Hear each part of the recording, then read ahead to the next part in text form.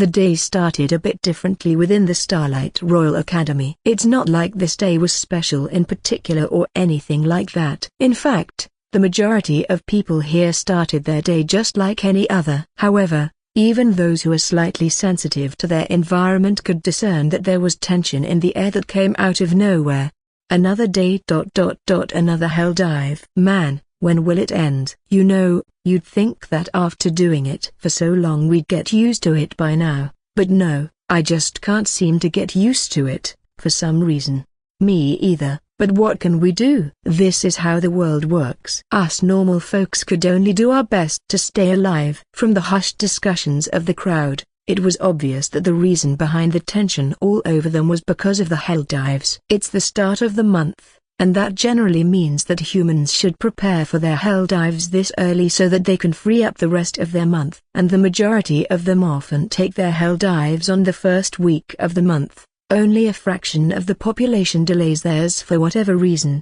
Even for the instructors, staff, and students of the Starlight Royal Academy, this rings true. Granted, most of them are confident about their chances. However, there's always going to be a handful of people who still feel nervous about this. It's the start of the weekend today. Cedric keeps his schedule open during these days to rest and relax. While he does have Saturday classes, they're not that hard, so he could afford to enjoy his time. Usually, Cedric likes taking his hell dives in the last week of the month. He wants to make sure that his progress is going well to increase his confidence in clearing his monthly mandatory service. However, starting this month, he'll be changing that. He doesn't have a big reason or whatever. He just noticed that this seemed to be what everybody around him was doing, so he was inclined to do the same. That's all. So, with that said, Cedric woke up early today to descend to the purgatory to clear his task. Mandatory task: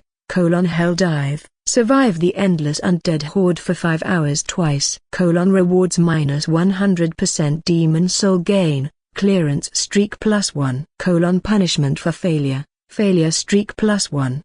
Record, clear streak, 13, failure streak, 0. This is the current record. Not bad for such a difficult task. He went as Cedric for the first time, wearing light but decent armor on top of his combat suit. His sword was at its scabbard hanging by his side and his mood primed and ready for combat. When the timer started, he immediately sensed swarms of zombies appearing out of thin air. Because his task grows harder according to his growth, the amount of zombies that spawn each minute as well as their strength was only a bit lower than his current realm, which means tier 1 at minimum. However, don't forget that the undead horde evolves every 10 minutes and he has to do this for 5 hours with barely any rest. No matter how confident Cedric becomes, he has to take this seriously, or else he'll find his way back to the RMC. As soon as the countdown began, Cedric wasted no time and started killing the zombies. However, instead of using his sword, he used this chance to test his elemental mastery in combat. This meant that he sent out a packed orb of fire toward the swarm and watched as that skill reduced the entire ground into ashes in mere seconds. I overdid it, he mused out loud before turning to the other direction where he sensed another wave incoming. This time, he lowered the output, making the fireball weaker. Thanks to his calculations, his next attack still took down the next wave. The impact and heat of the fireball as well as the flames spreading took care of the rest who survived the initial contact. While it did take longer to do so, the energy needed for an attack like that was considerably lower compared to the previous one he sent. Because this isn't ordinary fire, it packs more punch and spreads faster, he muttered as he analyzed the result. The previous attack barely cost Ki, and because I regenerate Ki faster than anybody, I can afford to throw as many as I want. But that wouldn't work in the long run, Cedric stated as he threw another fireball toward another cluster of zombies. Because the horde evolves every 10 minutes, I will eventually need to send strong attacks, which will cost more Ki. Eventually, my regeneration wouldn't be able to keep up with my expenditure. He looked around the purgatory and sighed, and it's not like I could burn this entire place because it's weird. If I wanted the fire to spread, I could only rely on zombies making contact with each other. Even then, with the horde's consistent evolution, I would need to make my flames hotter to deal with them. This then turns into a cycle that will only prove detrimental to my chances at clearing this task. It only took him a couple of seconds to come to this conclusion. But that doesn't mean that he will stop right here. The Horde hasn't evolved enough yet to warrant another strategy. But as he got absorbed into his thoughts and the first 10-minute mark passed, he noticed a surprising development within his field of senses. Is that? Cedric narrowed his eyes. He saw a unique type of undead that didn't look like a zombie or a ghoul. It took on a humanoid shape. It has rotting bits of flesh attached to its body while the rest were reduced to mere bones. It has a ghastly green hue on its eye sockets and somehow was wearing a dirty robe and holding a rotting book which emanated with the same ghastly aura. It released a fluctuation that resulted in several more undead clawing their way out of the ground, eventually joining the growing horde. Corpse raisers, huh? So the task has reached this level of difficulty, I see. The corpse raisers are also known as lesser necromancers. Their abilities are tied to what they're called, obviously. However, unlike necromancers, this is all they could do. Necromancers learned spells that could empower their summons or weaken their enemy. Corpse raisers can't do that. Their only ability is to raise the undead for their grave. They don't even have the ability to make their summons completely loyal to them. Their only task is just that, to raise them. Although Cedric already realized this during the time he saw a ghoul appearing in his hell dive, it only fully sunk into him now that this is indeed an undead horde, not just a zombie horde. And since the corpse raisers already started appearing, it's almost certain that he'd be seeing a true necromancer someday, if not today. Zombies, ghouls, corpse raisers, skeletons, necromancers, headless knights, banshees, mummies, lich, arch-lich, wraiths. It's so easy to overlook the true extent of what the undead could be with how inclusive the demon race is. Cedric pursed his lips as he realized this. It's still a mystery to him how demons could take on many forms, but that's irrelevant to his current situation really. With him knowing the sheer number of forms he could expect to see in his future battles in the purgatory, his focus should be on how he could prepare against them. Fire is effective against them. Cedric mused inwardly, proven by how his enemies reacted to his attacks just now. Sunfire is even more effective due to its latent properties. However, Sunfire could only be used by Cedric, my alter ego. And if I want to keep up with the ruse, which I should be since I could still feel eyes on me, this means that I'm only limited to ordinary fire. That's not too bad, I suppose. He added, I mean, I could work my way around it. But the stronger the undead are, the more resilient they are against fire. Higher forms of the undead could harness the power of death and or curses and hexes. They could use those spells to weaken me severely and cause me to fail my task. Drawing his sword from its scabbard, Cedric released his sword intent and prepared to face the undead head-on. On top of this, flames billowed on his sword too, further increasing its killing potential. Cedric grew rather bored of just hurling fireballs, so he decided to use his sword and sword intent in conjunction with his flames to increase his killing speed. By now, he's already facing tier 2 of both regular and mutated zombies, ghouls, and corpse raisers. Their numbers will constantly increase from this point onwards. After every hour, he'll also have to face a boss. I should start learning spells that could counter dark magic after I'm done with this. It's better to start early rather than late after all. Cedric concluded as he finally focused on the task ahead. Peng, peng, peng. The consecutive gunshots rang throughout Purgatory. Streaks of golden radiance flew across the depressing battlefield coming from a crimson-haired man with a roguish appearance. Don't be mistaken, this is still Cedric. Only he's using his alter ego, Cedric, to complete his second clearance of his hell dive to satisfy this month's quota. Aside from firing his guns, there were also at least 5 mini-suns hovering at a certain distance away from him. These stationary orbs fired projectiles of pure sunfire at the speed of light toward the horde of the undead. The poor creatures, faced with their nemesis, could only groan, scream in agony as they felt the purifying qualities of Cedric's sagely aspect.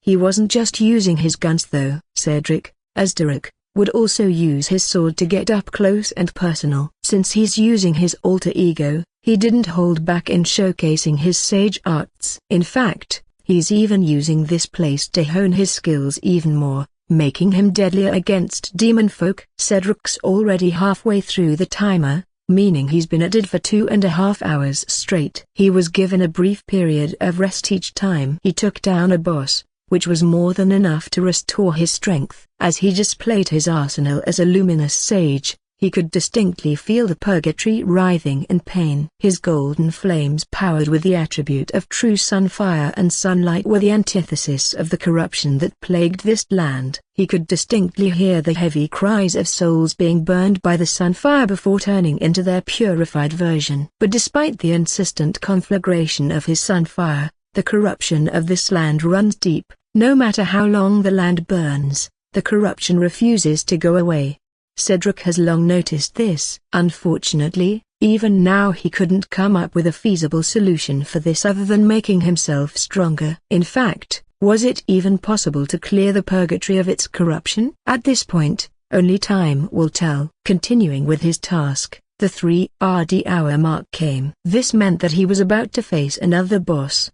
Now, if memory serves me right, this should be it is. A powerful undead creature appeared after the disappearance of the zombies. It wore dark and tattered robes, holding onto an ancient book oozing with demonic might. Its eye sockets flared with ghastly blue energy, causing anybody to look at it to feel a soul-chilling sensation. It spat a cloud of violet miasma that brought rot and decay to anything it touched. And with a groan, it summoned a horde of undead, zombies, skeletons, and ghouls, ready to pounce on him. The third boss was a necromancer, a real one this time. Cedric faced the same one yesterday and managed to defeat it. However, since he restricted himself to let his ruse play out, the fight was challenging to him. This time however, being Cedric the young sage, he shouldn't necessarily struggle against it. A necromancer, huh? Let's see what you got. Cedric sneered as he charged forward with his sword billowing with true sunfire. As soon as he moved, the necromancer's summons responded in kind. They threw themselves at him uncaring of what might happen to them. Seeing this, the necromancer empowered his summons with a spell that increased their demonic might. It also tried cursing him but got interrupted. Cedric used the luminous arsenal, a skill from the sage arts that allowed him to extend the range and power of his strikes, to prevent the necromancer from finishing his curse. Because of the sun's attributes, the necromancer snarled in pain after getting grazed by Cedric's attack. TSK. Only I am allowed to cheat here. Cedric sneered as eradicated the rest of the necromancer's summons in a single attack. Seeing this, his foe was incensed. It tried to create a distance, but how could Cedric allow that? While his Atilda's lightspeeder was essentially stuck at level 75 for whatever reason and refused to budge, the speed it gave to him was more than enough to catch up with the necromancer. Cedric's sword was empowered with his sword intent as well as true sunfire. He grew skilled enough to fuse both of these elements to increase the lethality of his attacks even further. As a result, when his attack landed on the poor necromancer, it not only bisected it but also set it on fire. And because sunfire was the nemesis of the undead, the necromancer experienced pain it had never experienced before. Without the sunfire, this creature could have recovered from this. Sure, the sword intent could hurt it badly, but it wouldn't be enough to kill it. The necromancer would just reassemble its body and continue creating distance until it has enough space to summon its minions again. He would know. He experienced this after all. Unfortunately for the necromancer though, the sunfire made this impossible. The pain clouded its reason and ability to recover. It burned all the demonic might and corruption it had, causing it to be severely weakened until it died. One attack to interrupt, another to kill. Not bad if I do say so myself. Cedric shrugged as he sat down. Since he killed the boss, he's given 30 minutes of rest. He was certain of its death since he received a confirmation from the system as well as the purified necromancer's demon soul. Just like yesterday, the third boss is at tier 5. Cedric mused inwardly as he closed his eyes to let his body rest. Right now, there's not much difference between Cedric's task and Ceric's task. Fortunately, the demons couldn't interfere much. They could monitor what's happening, Yes, but I doubt that they would discover the ruse this early. The system already clarified that this task isn't unique to me.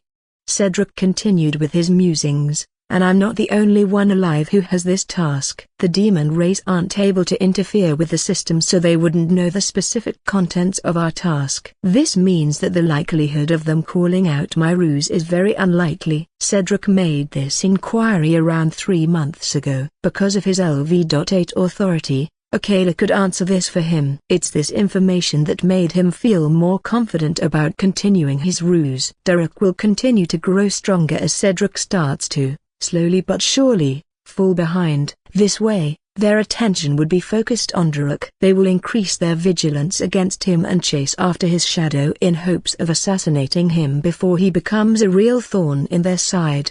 Meanwhile, as Cedric falls behind, they will start to lose interest in him. Eventually, he will be forgotten and their threat will disappear, meaning I will have more room and freedom to develop under their radar. This plan is risky. It also needs a lot of time before it produces results. The demon race could go ahead and chase after Derek for as much as they want. But Cedric ... he's in a more vulnerable position because of his public appearance. Of course, he has plans of leading the demons into a wild goose chase after Derek. At some point in the future, Derek needs to make a public appearance to solidify the idea that he's a real person. That way the ruse will be more effective. It's just that, for now, Cedric is in a more vulnerable position and currently, there are few options for him to take their attention away. Thankfully, Cedric is under the protection of the Starlight Royal Academy. He could take shelter there for years as the ruse continues. By the time he graduates, he hopes that his ruse already bore results so that he could feel safer. The rest period ended eventually and Cedric once again sensed the appearance of the undead. Because of their periodic evolution, these ones are stronger than before. Their numbers increased too. Since he didn't struggle too much against the necromancer, Cedric wasn't as drained unlike yesterday. He managed to recover all the energy he spent during that round, so he's full of energy right now. Because of this, his vigorous decimation of undead clusters remained as fierce as before. He used sunlit stars and summoned 5 mini-sun turrets around to make it easier for him. He switched between his guns and his sword as he demolished large undead clusters like nobody's business. Time continued forth like this until he reached the final boss. And just like yesterday, he was faced with a tier 7 Lich Demon. Because this thing was 4 tiers above him, it was definitely a challenging fight. Even with his sage arts, the Lich Demon was a troublesome opponent, especially since it could cast spells that could injure his soul directly. Still, Cedric managed to defeat it, but only with too much difficulty. He collapsed on the ground, panting and extremely exhausted. To his surprise though, he heard something that sent a chill down his spine. "You better start counting your remaining days, young sage. We're coming for you." On the outside, Cedric, donning the mask of his alter ego, only sneered in response. But inwardly, he couldn't help but curse because of this sudden development. Shit! Did they catch on? Clang, clang, clang. Within the sword tempering cave, Cedric could be found fending the sharp breeze using his sword. His face wore a focused expression as he challenged the harmful winds from the depths of the cave. Although only a month passed since he became a student of the academy, Cedric's progress had been immense, especially with his sword intent. With his diligent effort, he reached the 1,000-mile mark of the sword tempering cave, meaning that he was a tenth of the way through this cave in just a month. While this has something to do with his talent, without his diligence, he wouldn't have necessarily reached this far. At this depth, the sharp winds he's facing pose a serious threat to him. It's actually already impressive that he managed to get this far while only being tier 3, because usually, this should be impossible. Then again, so does having a matured sword intent at tier 3, so he doesn't fit the regular standards. With his unique physique and perception, as well as having a matured sword intent, Cedric was able to reach this far. 31 told him that he already surpassed some of his classmates. This depth was his bottleneck for Cedric as he discovered it. Even after mustering up sufficient power, he couldn't advance a single step. Therefore, He could only stay here for now. It isn't as bad as he thought it'd be. Cedric himself knew that he couldn't force this and that he needed time to allow his skills to advance before making progress. Besides, he also knows that he's growing steadily, so he couldn't complain. Don't be in a hurry. I have all the time in the world, he thought to himself. As for the shocking revelation he got yesterday, Cedric already called the bluff. No, the demon race hasn't caught on to his scheme. They're just trying to make him nervous. He wouldn't put it past them. They're demons after all. Cedric's plan was subtle and he hasn't done anything to reveal himself. He hadn't told a soul either. Besides, Akela herself assured him that his identity hadn't been compromised. More importantly, if they really knew his identity, they should have talked to Cedric instead. That way, they'd make him feel more paranoid. Of course, this wasn't a sign for him to be overconfident. If anything, he had to be even more careful since now, he really got their attention. Well, Derek did, but that's the same thing. Either way, this meant that his plan was starting to work. Again, it'll take time before he could see actual results, but he had time and patience to see this through. Going back to the present, Cedric stayed in the cave for as long as could. He faced the onslaught of sharp winds using nothing but his sword. He tempered his heart, mind, and body as in the confrontation, gaining insights into the true grandeur of the sword path little by little. He still has a long way to go, but he's making progress. That is what's important. Cedric stayed at the 1,000-mile mark for 4 hours before calling it a day. While he's still energized, he has gained a lot and needed time to digest everything. Oh, done already? He heard someone say as soon as he got out. He looked towards the source and saw the older students smiling at him while doing their job. Yes, I had a good time, he replied as he walked towards them to sign off his session. I heard you reached the 1,000-mile mark. Not bad, said one of the guardians. Not bad, my ass, the other one exclaimed. That's like ...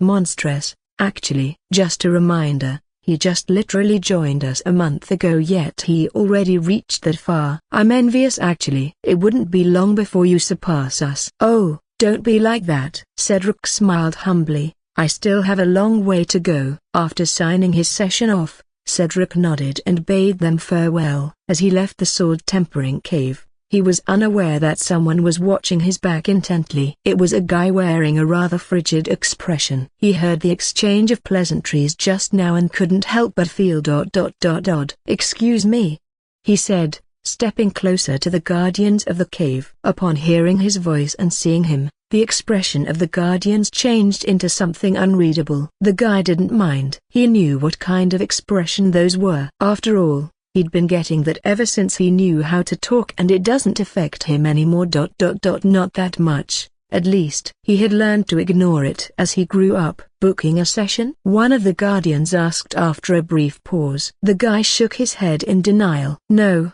that's not why he approached them. After all, if that's what he wanted, he could have gone in directly instead. There was no need for their assistance. He has other concerns right now. What do you want then? That ...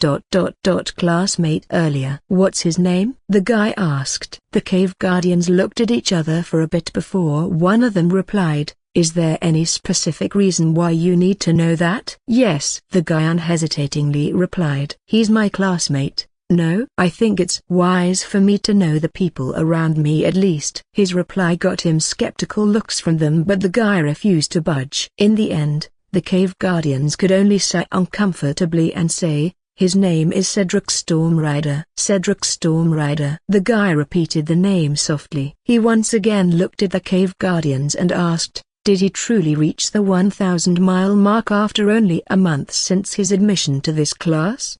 Damn, he's nosy. Should we even answer this? The left cave guardian asked his colleague. He is nosy, yes, and I'm willing to bet that he already knows the answer to his question. He just wants it to come from us so that he could express his honest thoughts. How troublesome. The right cave guardian replied, apostrophe ... So, is that a yes? Yeah, go ahead. If shit hits the fan, we report this to 30. That's what the sensor reported, so yes. He did. The left cave guardian replied, is that so? The guy smiled in amusement. making the guardians feel greatly uncomfortable. "I don't know about you, but I highly doubt that." The right cave guardian sneered in contempt after hearing his words. "Yeah, of course you would." "We're not surprised in the slightest." The guy's expression turned weird after hearing that. He then asked, "What's that supposed to mean?" "I don't know." "Why don't you tell me?" The right cave guardian retorted. There's even a trace of provocation in his eyes. "I'm just being honest, though." The guy tilted his head, looking a bit confused by the sudden animosity he was receiving. "As far as I could tell, that student is just at tier 3, so how can he possibly reach the 1,000-mile mark?" "Sure, he might have sold intent, but we all experienced what it's like to be in that cave. We know how challenging that depth was, so how can I possibly believe that a guy like him could reach that far?" "So you're doubting the formation of the sword tempering cave?" the left cave guardian asked. No. How could I ever?" the guy exaggeratedly replied. "I'm just saying ... something's amiss with that ... classmate of ours. I think it's best to investigate." So you're accusing him of cheating, then?" Isn't that a serious accusation?" "While your skepticism makes sense, are you prepared for the punishment that will come to you if he is proven innocent?"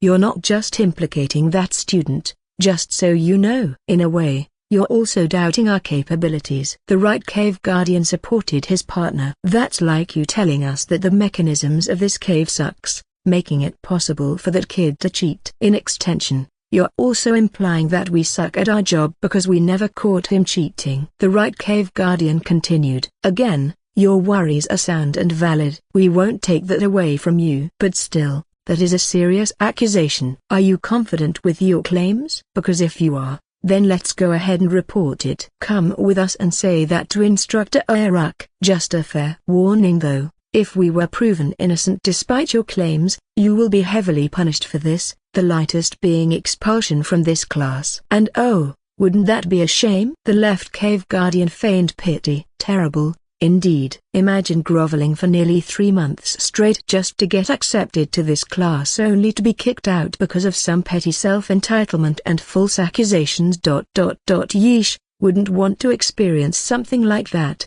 Their words cut deep to him, making his expression twisted. Unable to retort, the guy simply sneered and walked away, deciding to go to the depths of the cave instead of trying to justify himself. The guardian sneered after seeing him leave. "I really dislike that guy. I, on the other hand, hate him. Why did he even get accepted? He's too arrogant." "What can we do?" Despite his arrogance and self-entitlement, there's no denying that he's incredibly talented. He'd most likely take his anger out to the kid. "What should we do?" "Nothing." The right cave guardian replied with a knowing smile. "If he thinks that Cedric is a pushover, then he'd be horribly mistaken." Profile: Name: Cedric Stormrider. Age: 21. Race: Human. 2 Classes: Luminous Sage, Main, Demon Slayer, 2nd, Smith LV. 100/100ths. Sub-Level: Tier 3, LV.6. Titles: Son of Heaven, Master Smith, +4. System Authority, LV.8. Aptitude: Body, X. Energy, X. Spirit, X. Final Rating, X+.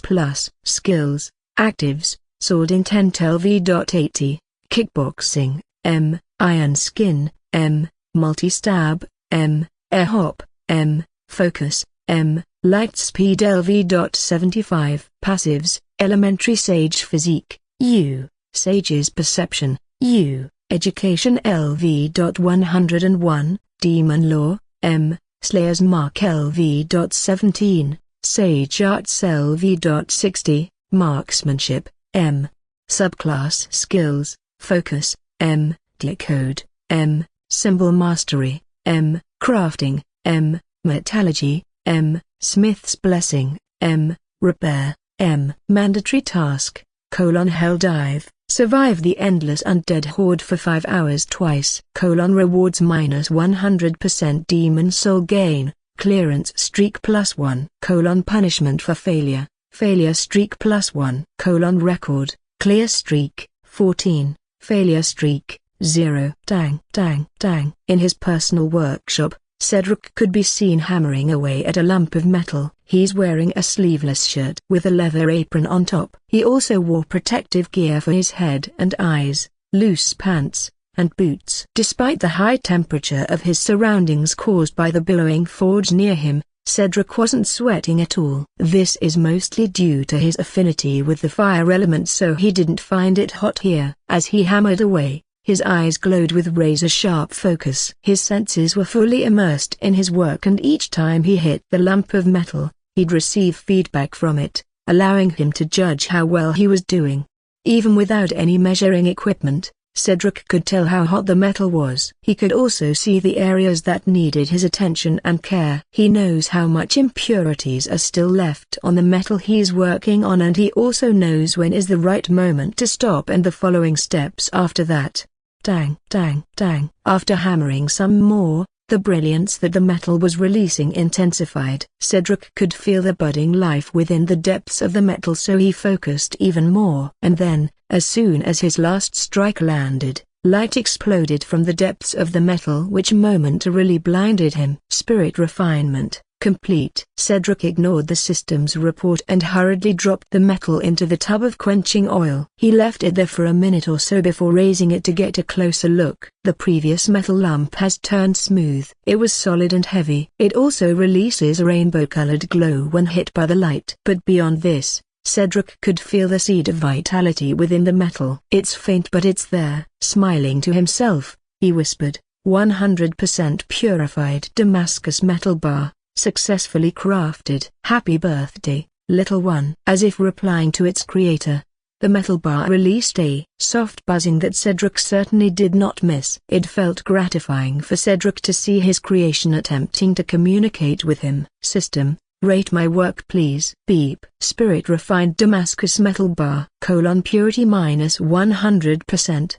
Rarity, Tier 6. Quality -100%. Overall rating, S rank. Nice. Cedric smiled to himself. An S rank Tier 6 metal was my first work as a master smith. Not bad at all. Not bad, he says. If anybody were to discover his work, they'd probably smack him out of frustration. It had to be known that even for master smiths, forging a spirit-refined metal with a 100% and earning an S rank rating from the system was close to impossible. Metal refinement is divided into several stages: normal refinement, 100 refinement, 1000 refinement, spirit refinement, and divine refinement. This process defines the purity, toughness, and efficiency of the metal. Even ordinary metals turn into something more using this method, and it is this very same process that allows humanity to use their natural resources more efficiently. There are no master smiths who don't know how to perform spirit refinement at the very least. However, those who could successfully do it unfortunately belong to the minority. Even they have to put in the hours to hone their skills, and even then, their success rate wouldn't necessarily be stable. Cedric did all of this on his first try and deemed it not bad. How can they not feel frustrated? However, Cedric's just a different breed, so comparisons will always be unfair. With this, I could safely say that it's a waste for me to enroll in the smithing class. With my subclass maxing out, there's little to nothing for me to learn there. Cedric sighed as he kept the metal bar in his inventory. Unfortunately, I can't just drop the subject. That would be bad for my record even if I had a suitable excuse. Cedric shook his head. I guess I'll just endure it. The instructor's not bad anyway. In the smithing class, he met a man named Euclid Valmont, a short-statured guy due to him possessing the bloodline of a dwarf. However, despite his stout stature, he's one hell of a taskmaster. A really strong one too. He could lift an entire forge with just a single hand. His hammer was at least 20x heavier than he was, but he waved it around like it was some random stick. The guy was lively and amicable for the most part, but whenever the class was actually forging something, he became a taskmaster, the strict and no-nonsense type. Thanks to Cedric's talent though, Euclid wasn't too hard on him. In fact, he's probably the most generous instructor out there, since whenever he does something right, Cedric would receive 200 APs at minimum. A large portion of the APs he saved so far came from Euclid's class, so you won't hear him complaining. Well, There's that at least, Cedric hummed. I'm a master scribe and a master smith now. I could do a lot from here on out, and I could do more once I register for another subclass. Since he maxed out his smith subclass, it's time for him to choose another one. This time, however, he didn't need time to pick since he already knew what he was getting. System: I choose Alchemist for my next subclass. Subclass changed to Alchemista. Alchemista: Masters of the mystical and transformative arts. Alchemists wield the ancient craft of transmutation to reshape the very essence of matter. Whether turning base metals into gold, brewing elixirs of immortality, or crafting potions that defy the laws of nature, alchemists are adept at harnessing the secrets of the elements. This subclass blends science and sorcery, allowing practitioners to unlock the hidden potential within ordinary substances. With a mastery of flasks, beakers, and arcane symbols, alchemists navigate the delicate balance between creation and destruction, seeking to unravel the secrets of the cosmos through the ancient science of alchemy. Notice: due to your subclass, you received the respective class-related skills: medical knowledge, essence distillation, diagnostic eye, and vitality infusion. Notice: the passive skill A medical knowledge has been deemed redundant for the user due to the existence of the passive skill A educationer. The former will be fused with the latter. Passive skill A educationer leveled up to 102. Notice: the active skill A diagnostic eye has been deemed redundant for the user due to the existence of the passive skill A Sage's perceptioner. The former will be fused to the latter. Notice: the passive skill A Sage's perceptioner cannot level up any further because it's rated as a unique skill. To rectify this, the effect of the active skill A diagnostic eye will be added to the former and can be utilized to its fullest. A essence distillation LV.0/100 A The alchemist refines natural essences, distilling them into potent concoctions. These essences can be extracted from herbs, minerals, or magical flora, providing a variety of elixirs with effects ranging from healing to temporary enhancements. Essence distillation showcases the alchemist's skill in harnessing the intrinsic properties of the world around them. A vitality infusion LV.0100 A harnessing the life-giving properties of nature.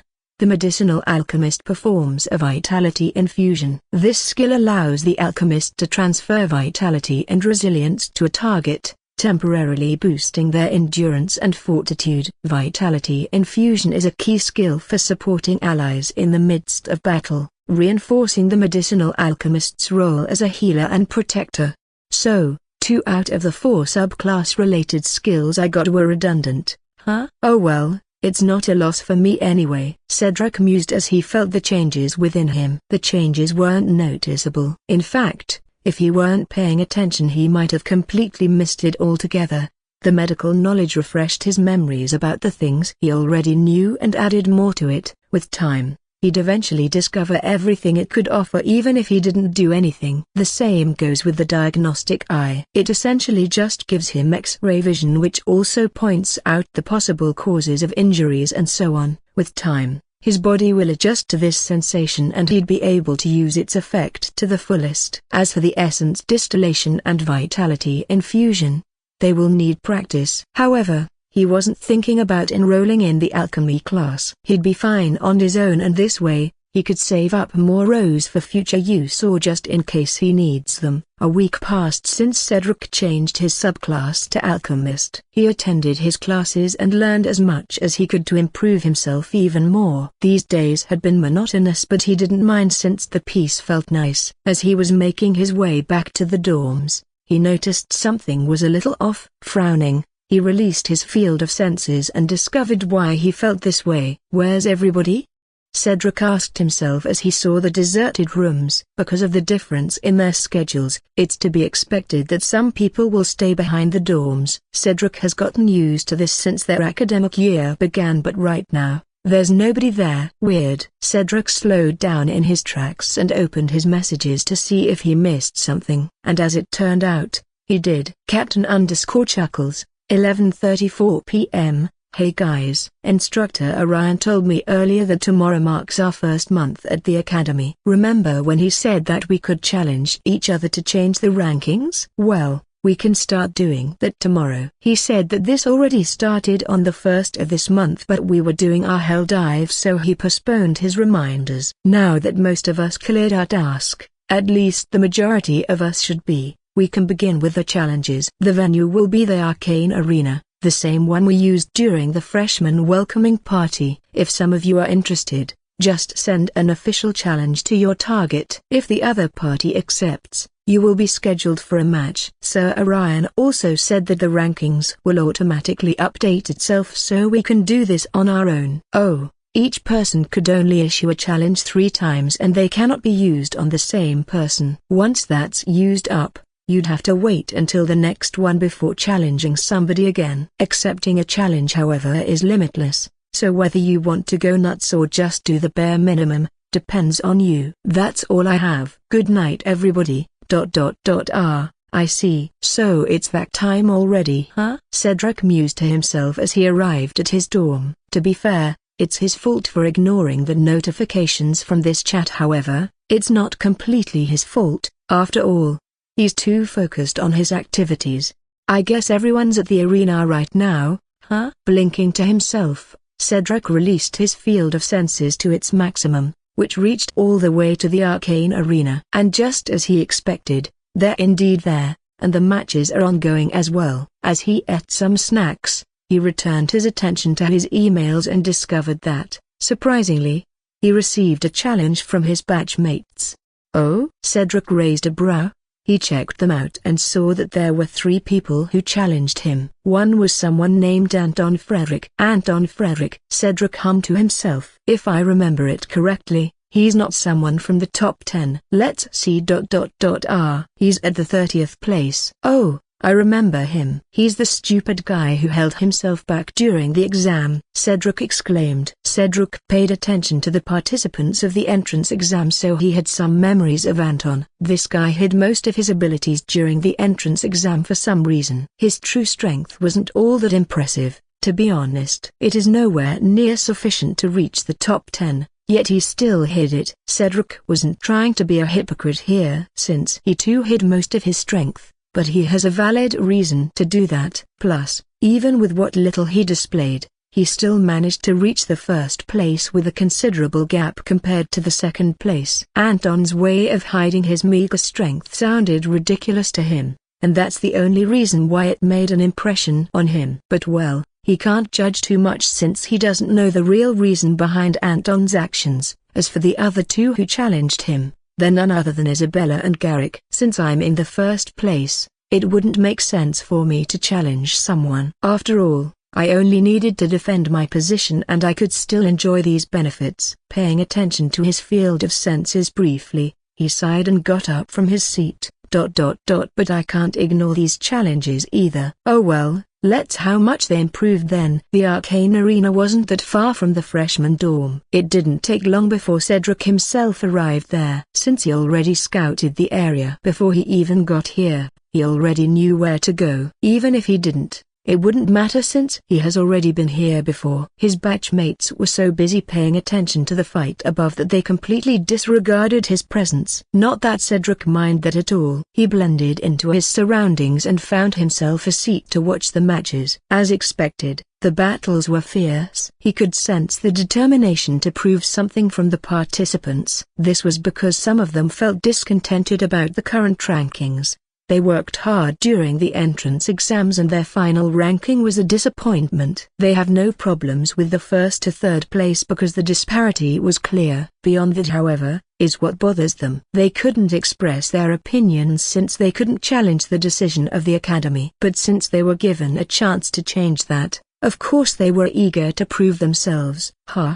Take this, fool. Damn it. Yield for me. Determined shouts and grunts echoed across the venue. Matches occurred simultaneously since the arena was big enough to accommodate them. Cedric kept watching while remaining inauspicious. He smirked as he saw the improvement of his batchmates. Yeah, only a month passed since their matriculation, but their improvements were already impressive. One by one, The matches ended. Cedric noticed the shuffling of the current rankings. Those who won their match were only a handful, so the changes weren't drastic. The winners celebrated while the losers could only lament their fate. Once most of the challenges were over, the energy within the arena dropped for a bit. Cedric smiled at this and decided to accept Anton's challenge this time. Anton frowned as he waited. Most of the matches were already done and it's starting to get boring. At the back of his mind, he wondered if that guy, Cedric, even saw his email. He struck him as someone who has a one-track mind. He has been observing him, you see. Ever since Anton saw Cedric's performance during the entrance exam, he already started paying attention to him. Anton didn't do it like a stalker though. That's just creepy. He did it from a distance and not obsessively because he had other things to do. Just like him, Anton could somehow tell that Cedric was holding back during the entrance exam as well as during his match at the freshman welcoming party. Surely he has his reasons, but Anton couldn't help but be curious. Just how much is he hiding? Did he even know that this is happening today? That guy ... he's such a busybody. Anton sighed inwardly. It was then that he suddenly received a notice from his system, telling him that his opponent accepted his challenge and was now urging him to go up the arena. Anton was so surprised that he suddenly stood up. He looked everywhere but he couldn't spot the guy at all. He felt confused and his system kept urging him to go up the arena. Grunting, he reluctantly does so. He went up the stage, feeling a bit anxious deep down. As soon as he got up and stood on the stage, however, he shivered and suddenly sensed him, seemingly materializing out of thin air. Cedric stood before him, staring straight at his soul, causing a shiver to run down his spine. Unknowingly, Anton started sweating. Shit, what the fuck was I thinking? He thought to himself. Nevertheless, it's too late for regrets now. He's already in for this ride and there's no going back. He took a deep breath and assumed a stance while measuring Cedric's bland reaction. It feels like I'm being stared at by an ancient beast. I can't afford to hold back here, Anton told himself. The countdown for the match echoed in his ears and Anton mentally prepared himself. He released his full strength, surprising most of his batchmates but not Cedric. His opponent didn't look fazed at all. He didn't even take out his weapon, which displeased Anton since he felt like his foe was looking down on him too much. I'm really curious if you had the strength to back up your complacency, Anton thought to himself. 3.2.1 Fight. Rag. With a mighty shout, Anton put his everything into his strike. Everything started slowing down for him because of his sharp focus. It's because of this state that Anton saw it clearer than anybody else. Cedric waited until he was close enough before bringing his hands together to clap. Pa. After that, Anton could only recall being in pain before passing out. Oh, look at that. It worked. Cedric blinked as he saw what happened to Anton. To be fair, he wasn't sure that it would end up like this. He was just trying something out and it succeeded. Somehow, at the expense of Anton's well-being, but that's to be expected. After all, this is a fight. Notice. Skill. 8 display learned. Yes, Cedric tried using dispel through clapping and it worked. Typically, he needs a medium like a wand, orb, or a staff to cast a spell. Additionally, one needs to chant an aria to do so. Of course, there are ways to bypass those requirements such as having perfect control over mana, in Cedric's case, or having a complete understanding of the spell.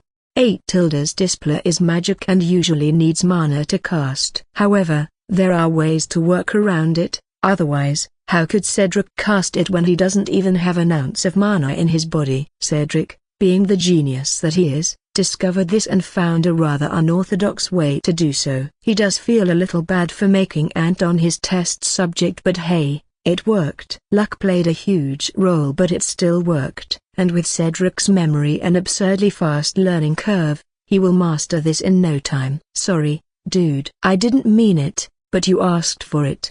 Cedric sighed inwardly as he saw his opponent being carried away to the infirmary. Still, he's a bit impressive. I reckon that he raised his strength from tier 3 LV.7 to tier 4 LV.5 when he decided to go all out. Unfortunately for Anton, however, Cedric's 8 display was the perfect counter for him. Well, Who could have thought that Anton would go all out and use his strongest skill at the very start of the match? Cedric did see it coming, but at the same time, his using Dispel had a 50% chance of failing, so the fight could have ended a bit differently. However, he succeeded, so ...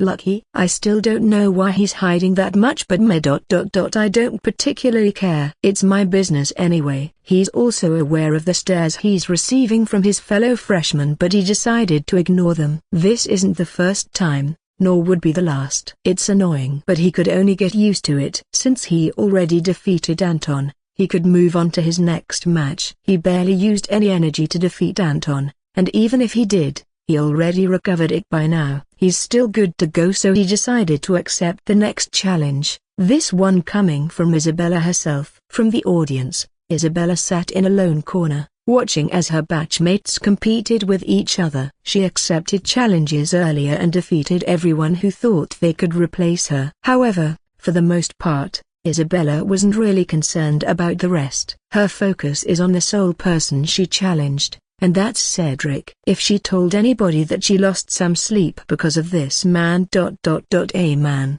they'd most likely react as if the world was ending. Really? The ever so distant and frigid frozen princess lost sleep because of a man? How could anybody believe it? However, it's the truth, but not in the way others think. She just doesn't get it ... how he's so strong. He's tier 3 just like them. Sure, he might have some fortunate encounters and so on, but in a place that's deemed as a hub of geniuses, who didn't? Everyone's entitled to their secrets, of course, but Isabella was just bothered by Cedric s ... existence. She could feel it ... almost certain of it, that he hadn't even displayed half of his true abilities. Cedric was far ... far stronger than he lets on. However, just like what was mentioned earlier, he's only at tier 3. How is that possible? How did he train? Was his luck truly that good? How was he able to squeeze out so much strength and still remain at tier 3? It doesn't make sense to her. More importantly, what really sets Cedric apart from other geniuses she met is that this guy remained ... reasonable, despite his overwhelming strength. What she means is that Cedric, at the very least, was still humble. She could name at least 10 people who wouldn't hesitate to throw their weight around if they had that kind of strength. But Cedric didn't do so. Instead, he resolutely pushed on. In the class she shared with him, Cedric excelled. Their instructor, Michael, had nothing but praise for his performance. Isabella could even tell that Cedric had nothing to learn in that class anymore, since he already learned everything on his own. Yet, he still attends the class. He still participates in activities, and more importantly, he keeps on finding ways to improve himself despite being this powerful already. The worst part about this? It's working. Isabella could tell that much. Comparing herself to Cedric makes her feel ... inadequate. Isabella doesn't understand why he pushes himself so hard. He's an enigma, and he makes her uncomfortable. Add the fact that he also acts as if she doesn't ever see her, makes her feel even more uncomfortable. As a spellcaster, Isabella recognized what he did to Anton earlier, and wasn't that just an eye-opener? Great, now the guy turns out to be so excellent that he can cast magic despite not having mana. And the fact that she caught Cedric looking surprised by what he did just makes it even worse. Just how far ahead is he?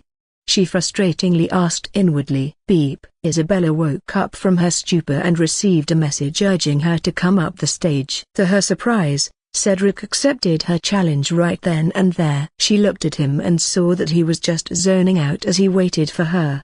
Wasn't the normal reaction for him to at least look at her? Isabella refuses to believe that he didn't know where she was, so why wasn't he looking? Somehow, she felt upset by that. Huffing to herself, she stood up and marched towards the stage. Her gaze locked on Cedric's frame, who's still not looking at her, by the way. Even as she arrived in front of him, Cedric was still zoning out. The countdown for the start of the match already started, but he's still zoning out. Irritation crept up to her heart as she saw this. She doesn't know she's so upset by this, but she does know that she doesn't like this at all. Thus, to vent out her frustrations, she conjured several compressed glaciers above her. She didn't hold back because she knew that Cedric could take it. Besides, She wanted this match to happen. She wants to see just how far ahead Cedric is, and to do that, she needs to show some sincerity. 3.2.1 Fight. Whoosh. As soon as the countdown ended, Isabella launched her attack. Ice crackled around her and a freezing cloud erupted from her body. She saw Cedric finally reacting, but instead of looking at her, his attention was on her attack instead. Due to her focus, Isabella entered a state where time seemed to slow down. She saw, in clear detail, how Cedric's eyes looked at her attack, calmly analyzing it, and seemingly getting bored by how slow it was. She saw how Cedric merely tilted his head to evade her attack, not minding the formation of ice exploding behind him at all. If she wasn't paying attention at all, she would have missed it. But Cedric flicked a finger and launched a small plume of fire towards the ice formation behind him. To her surprise, she felt the heat contained by that tiny plume of fire and was astonished. With her affinity with ice, a fire of that size shouldn't even make her feel anything, yet when Cedric does it, it's somehow different. Then, she saw how the massive ice formation behind him melted like snow under the summer's heat as soon as the plume of fire made contact with it. The fact that he was able to do something like that so effortlessly caused Isabella's worldview to be shaken. I spent a decent chunk of my mana to cast that spell. I also did it at my top speed, yet he dodged it like it was some randomly thrown pebble and melted it with ordinary fire? Sure, his temperature control is phenomenal, but to do it so effortlessly like that ... and only spend a drop of his ki to do so? What kind of monster am I up against? Isabella was truly shaken by his display of skill. Unknowingly, the frozen princess started sweating nervously. Her thoughts raced, nearly forgetting that she was in the middle of a fight. Still, she recovered pretty fast at least, and launched her follow-up attack. She stomped forward, casting a spell where ice crept up in a cone shape towards Cedric. Yet to her overwhelming surprise, as if predicting her next move, Cedric did the same. The only difference was, instead of ice, Cedric did it with flames. The clash of the elements caused a steam cloud to erupt, covering both the participants. With this obstruction, the audience could only groan because they couldn't tell what was happening anymore. Despite the smoke obscuring their vision, both Isabella and Cedric's senses were sharp enough to see through it, so this didn't impede them at all. For what's worth, Isabella was doing her best. She was already aware of the gap between him and Cedric, and she also knows that there is a high chance that she will lose here, but she didn't want this to be an easy win for Cedric. She'd be damned if she didn't make him work for it. Frozen cloud, she exclaimed inwardly, casting another spell that thickened the fog around the arena even more. This spell was harmless for the most part. Its only effect is that it lowers the temperature of her surroundings quickly. That said, the low temperature makes it easier for her to cast her other spells, so in a sense, Frozen Cloud could be considered as a support spell as well. Glacial Spear was the next spell she used. She poured a lot of her mana into this spell, increasing its lethality overall. And just for further assurance, Isabella also used a spell called Blooming Ice Field, which caused the entire area to be covered in ice shards. It's clear that Isabella wants to turn this field into her advantage. By lowering the temperature severely and covering the entire field with ice, she's making Cedric vulnerable to her attacks. And this is a good plan. Nobody would take that away from her. Unfortunately, she missed something that should have been obvious. Something that she has noticed earlier but somehow forgotten by now due to the mounting pressure being exerted on her. Cedric was leagues better than her when it came to elemental control despite not being a spellcaster. Whoosh! The sound of a loud ignition shocked her. It was followed by a rapid and alarming increase in temperature. Vermilion flames billowed on Cedric's body, shaped like a lion's mane. The smoke cleared and the audience finally saw what was happening. Despite its size, the heat of Cedric's flames could be felt all over the arena. Those who were close to it could also feel the rising heat of these flames. The spells Isabella painstakingly set up to give her an edge, evaporated to nothing under the heat of Cedric's flames. The worst part is that, Isabella could feel herself weakening too due to the sheer suppression of the fire element. This shouldn't have been the case normally. Ice should be a tad bit stronger compared to fire. The reason why Cedric was able to do this is because of sheer skill. His control and understanding of the fire element greatly surpassed Isabella's, and it brought them to this outcome. Damn it!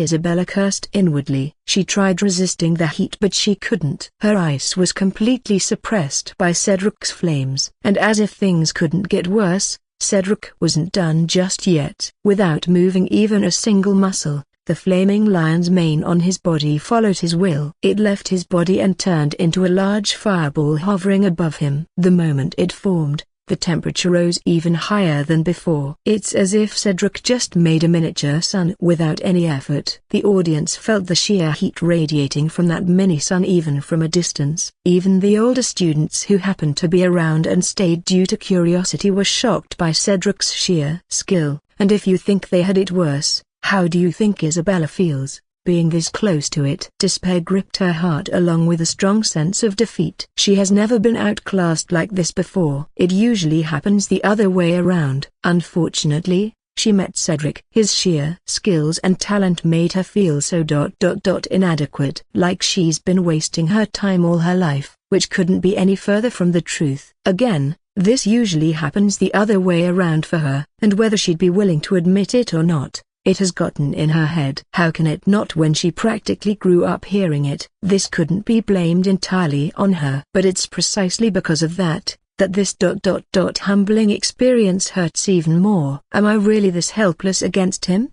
She asked despairingly to herself as she felt weakness claiming her. Am I not even worthy for him to draw his sword? Please understand where your current limit lies, Lady Frostwind. Cedric's voice shook her out of her dark thoughts, causing her to be momentarily dazed. I don't want to hurt you any more than this, he continued while placidly looking at her eyes. His words cut deep into her, causing her to feel even more weak and vulnerable. She hated this feeling like no other, yet she couldn't do anything about it. This is the first time that she has ever been this helpless against her peer. The adults obviously don't count since they have lived longer than her. Not even Garrick made her feel this way. Biting her lips in frustration, she let out a defeated sigh and dropped her guard, saying, I admit defeat. Those words taste bitter for her. It felt so frustrating to be this weak and helpless against somebody. As soon as she admitted her loss, the heat dissipated almost immediately. The audience couldn't help but notice that the ground beneath Cedric had been charred like no other. However,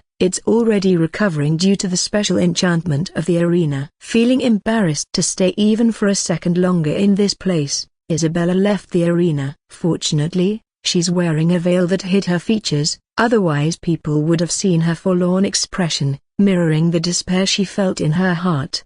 As she made her way out of the venue, she couldn't help but feel as if she was doing a walk of shame. Despite this, she maintained her dignity. It wouldn't be too late to let out her frustrations later when she's in the safety of her room anyway. Unbeknownst to her, her veil failed to protect her from Cedric's senses, meaning he knew what she felt and had seen her defeated expression. Inwardly, he felt guilty. He thought that he might have bullied her a little too much. And while that might hold some truth, in a way, he's not completely at fault here. This was a competition. It was normal that someone would win while the other would lose. Cedric was just defending his title. Besides, life's been too good for that girl. She was blessed right at the very beginning. She's talented, and she received care from strong people in the form of training and resources. She's admired by many people and made a name for herself. It's clear that she hasn't faced enough setbacks to balance her life. Sure, she might have experienced her fair share of struggles and difficulties, but none of it truly threatened her before, and as a result, she grew complacent. If only she knew just how much untapped potential she truly has. Cedric shook his head inwardly. Like what was mentioned earlier, life's been a little too good for Isabella, and comfort breeds complacency. In hindsight, Cedric has the means to break her completely. If he had truly wanted to do so, he could. However, this isn't something that he wants to do. Cedric's no fool. Even though he wants to help her realize her true potential, He's unqualified to do so. He also doesn't want to be an instrument for her character development. All he can do is to become what he is for the rest as well. A wall so high that it makes them feel helpless. It's not his intention to be mean by doing this. He only hopes that his presence could be viewed as an encouragement instead. Because if he could reach this stage simply because of a simple stroke of luck, imagine what they could reach with their innate blessings. Shaking his head, Cedric stopped concerning himself about Isabella's feelings. Whether she bounces back from this or not would only depend on her. Since he won the match against her, there's only a single challenge left for him to answer and he could be done with this. Summoning the system interface, he accepted Garrick's challenge and waited. Boom! The arena suddenly shook from the impact. Cedric couldn't help but roll his eyes at the antics of his next opponent. Despite not looking, he knew what Garrick did. The dude jumped from his seat in the audience and got up the stage. In this bombastic method, a little excessive if you ask him, but well. Everybody had their weird quirks, so he can't complain. Looking blandly at his opponent, Cedric winced ever so slightly when he saw how pumped Garrick was looking. The sheer fighting spirit he was exuding was jarring, to say the least. A battle junkie. I should have realized it sooner. Oh boy. Cedric whined inwardly. And he wasn't wrong. Garrick was certainly looking forward to this, evident with how he wore his armor and held his great axe. As soon as the countdown began, he was already releasing his aura. Cedric saw how his muscles coiled as he gathered force around them. A sigh escaped his lips as the countdown continued. 3.2.1 Fight. Let's fucking go. This guy's fucking nuts. That's the general consensus of the audience when they heard Garrick's battle cry. He wasn't emitting any killing intent, just pure aggression, making a handful of people think that, at the very least, he still has a little bit of his sanity left. That said, just because there's no intent to kill, doesn't mean that there wasn't one to hurt.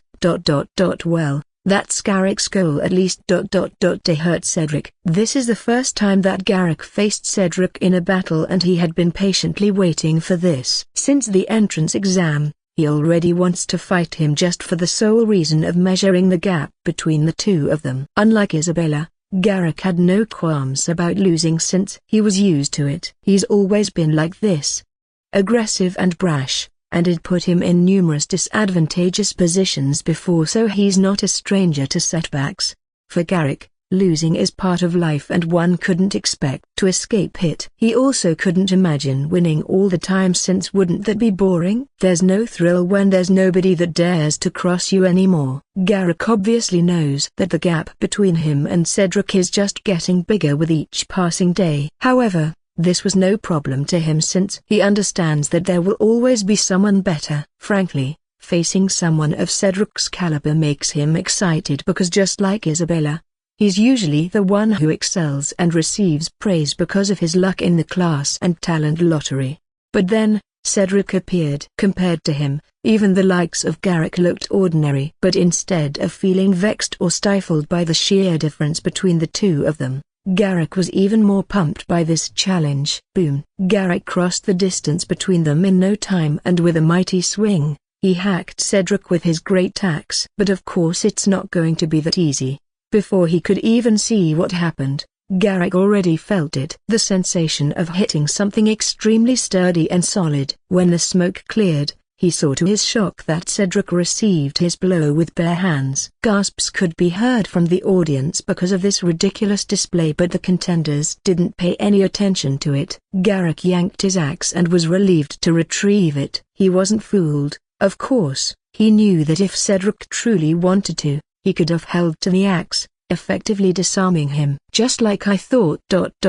His control of his kill was phenomenal. Even a simple reinforcement practically becomes a divine skill.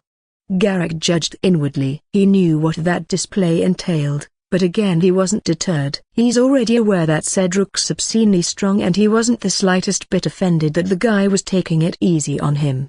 After retreating briefly, Garrick charged again at his top speed, performing an overhead strike at Cedric. At the peak of his strength, lightning struck his axe, empowering his attack and boosting its speed. Lightning strike. Boom! Despite the sudden increase in force and speed, Cedric wasn't affected. He calmly leaned to the side, causing the attack to completely miss. He then borrowed the momentum of his movement to spin and get into a striking distance towards Garrick. Garrick obviously saw this coming, but he already committed to his attack and was wide open to receive one. His instincts told him that he needed to dodge what was coming next, so he let go of his axe to evade. However, it was already too late. Gark. Cedric embedded his fist deep into his stomach. The force of his attack caused Garrick to be hefted a good inches off the ground. Garrick felt this blow strongly despite his boasted divine physique. He even felt the oscillation of the force dispersing on his organs. This was when his instincts screamed at him again to dodge. As it turns out,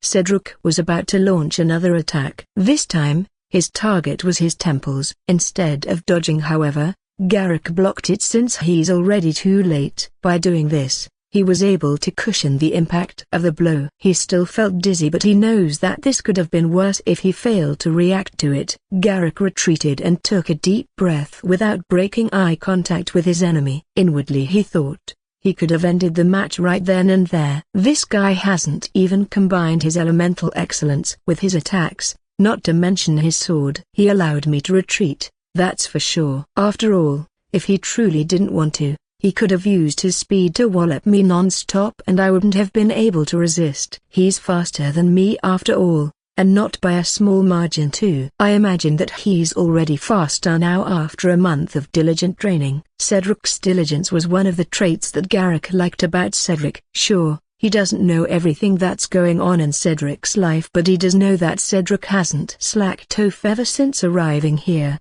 The guy leaves early and returns late during weekdays. Even then, he only returns to his dorm to rest or relax with his women for a bit before doing this all over again. Cedric never boasted about his abilities nor threw his weight around. He silently trained and increased his strength, not bothering to waste his time on things that were not his priority. The stomach-churning blow he received was still painful. It caused him to cough out blood but wasn't enough to put him down. Wiping the wisps of blood from his mouth, he held out his hand and called his axe to return to his hands, which it did. His fighting strength then billowed once more. He slammed the edge of his axe on the arena's floor and a bright flash of light suddenly emerged from one end of the arena to the other.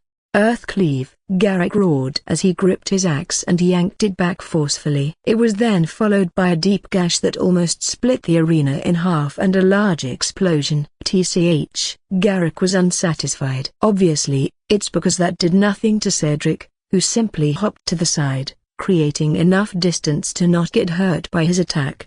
Hefting his axe, Garrick grunted before starting to spin. He carried great momentum which generated strong currents of wind to revolve around him. His spinning got faster and faster until he turned into a tornado that was quickly approaching Cedric. This skill is called Tornado Swing, a physically demanding skill that no ordinary Tier 3 could cast. Because of Garrick's divine physique though, he's able to learn it and attain some level of mastery over it. Even as he was spinning so far, Garrick's senses could see Cedric clearly. He saw the guy getting into a horse stance with an open palm stretched out. Garrick hated the fact that his instincts once again told him to dodge when he was fully committed to his attack. But before he could get distracted, Cedric already responded to his attack. Ballistic Fist. There was no extravagance or unnecessary glamour behind this technique. It was the simplest, most basic punch according to martial arts. However, due to Cedric's sheer mastery over the skill and phenomenal control over his strength and kick, its effect reached a rather absurd level of strength. Pow! Boom! As Cedric's fist reached its full length, the force he accumulated exploded like a whip. It's as if he punched the sound barrier just then. The force it generated completely and utterly neutralized all of the momentum that Garrick's tornado swing accumulated, rendering it useless. Garrick wasn't hurt, but the fact that an attack of that caliber was so easily neutralized by a simple punch was a little too jarring for the aggressive dude.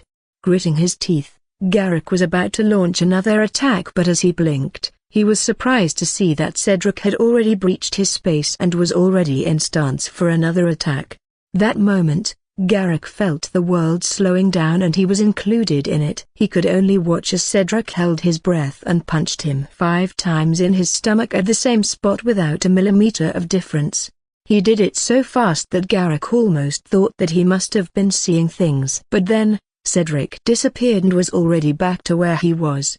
The next thing he knew, he was hurt like really badly. He collapsed on the floor, feeling the sharp pain that made it difficult for him to breathe. He had to manually gasp to bring in air to his system. His mind was spinning and he almost vomited. He felt the pain echoing on his entire body and the dizziness was becoming stronger. That's the last thing that Garrick felt before he lost consciousness and his defeat was announced. As for the audience, the majority of them didn't know what happened. A small handful only saw Cedric's silhouette blinking and then his opponent collapsed in pain. Cedric paid them no mind as he wasn't inclined to explain himself. What's clear is that he won this fight and he defended his position. And since he was done here, there was no reason to stay, so he left. Dang, dang, dang. Within Cedric's workspace, the sound of constant hammering echoed. Currently, Cedric is trying to create a sword. This isn't his first time obviously, but this one's a little bit special. That's of course considering that he succeeds in its creation.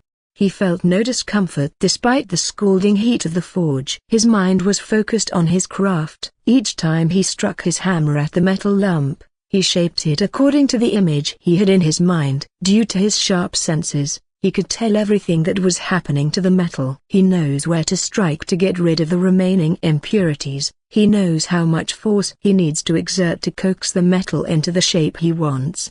He could also feel the resonance of energies dancing around him, seemingly anticipating the birth of a new creation, patiently awaiting until the process was finished to give it blessings. Cedric was so immersed in this state that even if a calamity happened at this moment, he wouldn't notice it.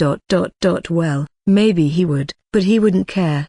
Slowly but surely, with his constant effort and precise control over his strength, the metal gradually took the shape of a sword. The entire sword was 3 feet long with the blade occupying about 2.5 feet of that. The rest was for the handle. Cedric used their spirit-refined Damascus metal bar he created a few days ago for this sword, and as he continued with its creation, he could feel the innate spirituality of the sword maturing.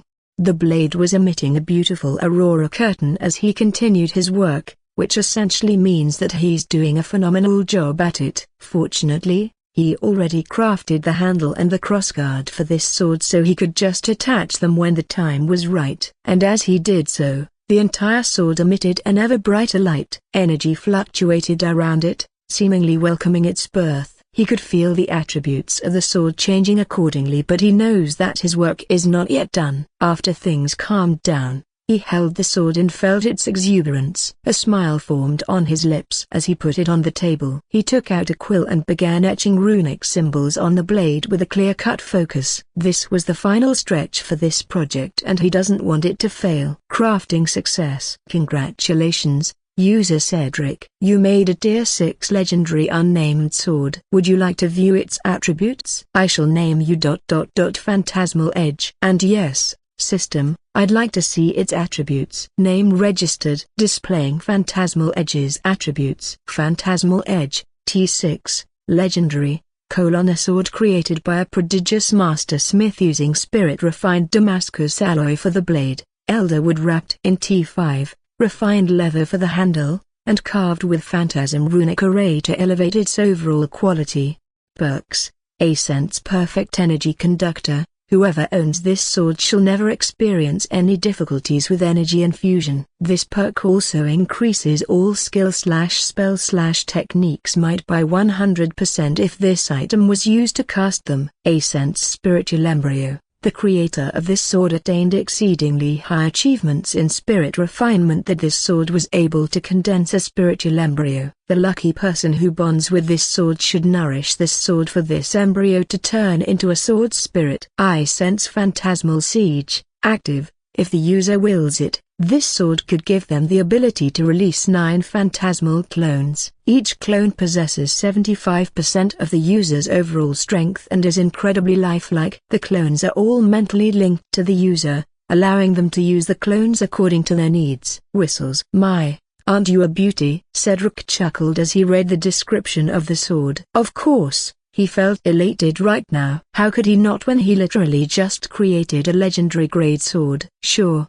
it might only be tier 6, but he's willing to bet his appendix that even tier 9 experts would be tempted by this sword. The fact that it has the spiritual embryo perk is what really sells this thing. At first, this perk doesn't do anything. But once the user of this sword reaches a deep bond with it and the perk evolves, the might of this sword will sharply increase. A sword that's given birth to a sword spirit will be coveted like mad by many swordsmen out there. At that point, even tier 9 experts would not hesitate to kill just to get this sword. A sword spirit remains loyal to its users even after their death. Additionally, their existence also doubles the might of the sword at its base while also giving a massive boost to the spell/skills/techniques used with it.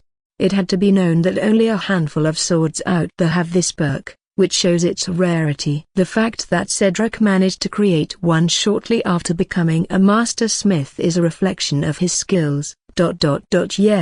Yes, I know, little one. It's nice to meet you too. Unfortunately, I'm not destined to be your user. Buzz. I know, I'm sorry. You see, I created you to empower my race as a whole. You'll meet your master soon and I hope that whoever they are, they take good care of you. Anyway, if they mistreat you, don't hesitate to tell me and I'll take you back, okay? Buzz. Very good. Now, behave for a bit. I'll make you some clothes. If an ordinary person were to witness Cedric talking to a sword, they might think he's going insane. However, smiths like him would relate to that deeply. Smiths and master smiths have an innately deep connection to the things they created. It's normal for them to understand what they're saying. With the excess material he has, Cedric crafted a scabbard for the phantasmal edge. It didn't take long at all, and once he put the sword in it, the little sentience within the sword immediately fell in love with it and proceeded to slumber. An endearing smile appeared on Cedric's face as he felt this. He then kept the sword in his inventory for now. I'll sell it later after I create more stuff. I need more practice anyway. His achievements when it comes to smithing were already high. That said, Cedric hardly felt that it was enough. You see, he'd been daydreaming a bit during these past couple of days. That gave him an idea of a really massive project that even he nearly deemed impossible to do. However, the idea just won't get out of his head. He tries not to think about it too much since he's too weak to even start that project. However, since he knows that he isn't like any ordinary master smiths out there, he thinks that there might be a small possibility that he could do it. That said, he needs experience. Lots of it. That's why he's starting this now. He would also need a large capital for this project, and while he earns a lot thanks to his hell dives, the amount he accumulated so far wasn't nearly enough to even begin with the project. So, he plans on making a lot of stuff to not only increase his mastery of his skills but also accumulate enough capital to fund the project he had in mind. As for the specifics, that will be revealed in the future. For now, he must increase his strength and his mastery over his skills, not just in smithing but also in symbols and alchemy. He will need as much knowledge as he can to ensure his success. I'll shop for smithing materials tomorrow for my next craft, he muttered to himself as he made out of his way from the workshop. What should I do next? A spear, bow, axe, shield? Cedric shook his head and decided to drop the subject. He'll just decide depending on the material that catches his attention. For now, he's a bit spent, so he'd like to rest. Making his way to the kitchen, he cooked something to eat and showered to clean himself. After resting for a while, he tuned into the system to see if he missed something. Turns out he didn't, but he was annoyed by the glaring amount of alerts that had accumulated on his comms. Whoever shared my number, I hope your pillows are hot on both sides each time you use them. I hope your food always tastes bland. And I hope that you trip on your way to your class. 2745. That's how many private messages he received, and this isn't including the other ways that these people used to reach out to him. Since his anonymity was already gone, he had no choice but to make his account public. Even then, he explicitly wrote on his profile that he was not interested in whatever they wanted to say. A bit rude, yes, but that's who he is. Unfortunately, that didn't really stop those obnoxious people from chasing after him. Sighing as he rested on his couch, he muttered, "At least it's only this much and they don't dare to harass me in public."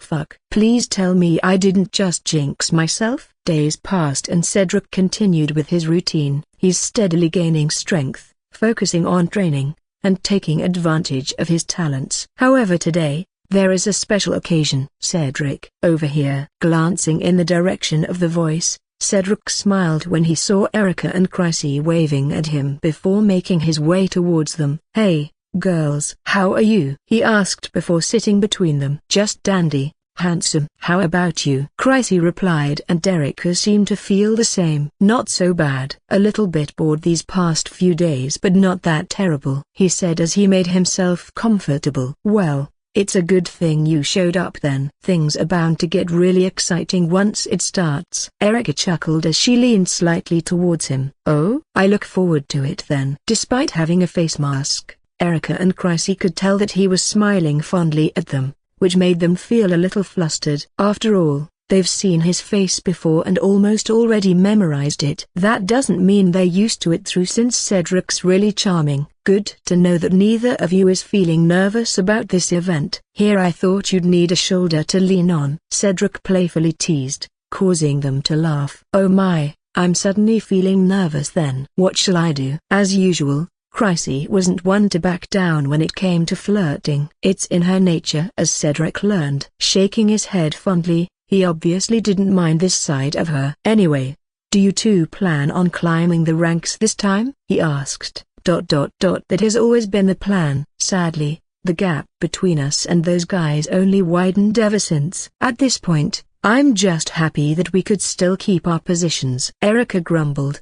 They've been granted a lot of resources. They're also really ambitious and trained hard. It'd be nice if we could defeat them and rise through the rankings, but I'm also okay if I could keep my current position, Chrissy stated, agreeing with Erica's words. Cedric nodded at this. Even with his limited experience in this academy, he could imagine the truth behind their words. For context's sake, today, the girls invited him to watch their ranking matches, the same one that his batch went through a couple of days ago. The difference is that, this one is for senior students like the girls, so the risks and rewards are much higher. "Oi, Erica, Chrissy." "It's been a while." His musings were interrupted by a sudden voice calling out to the girls beside him. It came from a guy who had short black hair and a pale skin tone. What made a lasting impression on Cedric was the obscene amount of piercings he had. "Oh, well, hello there, Mr. Neighbor." The man greeted him in a teasing manner while looking at the girls. "I didn't know that you already tamed Atoma."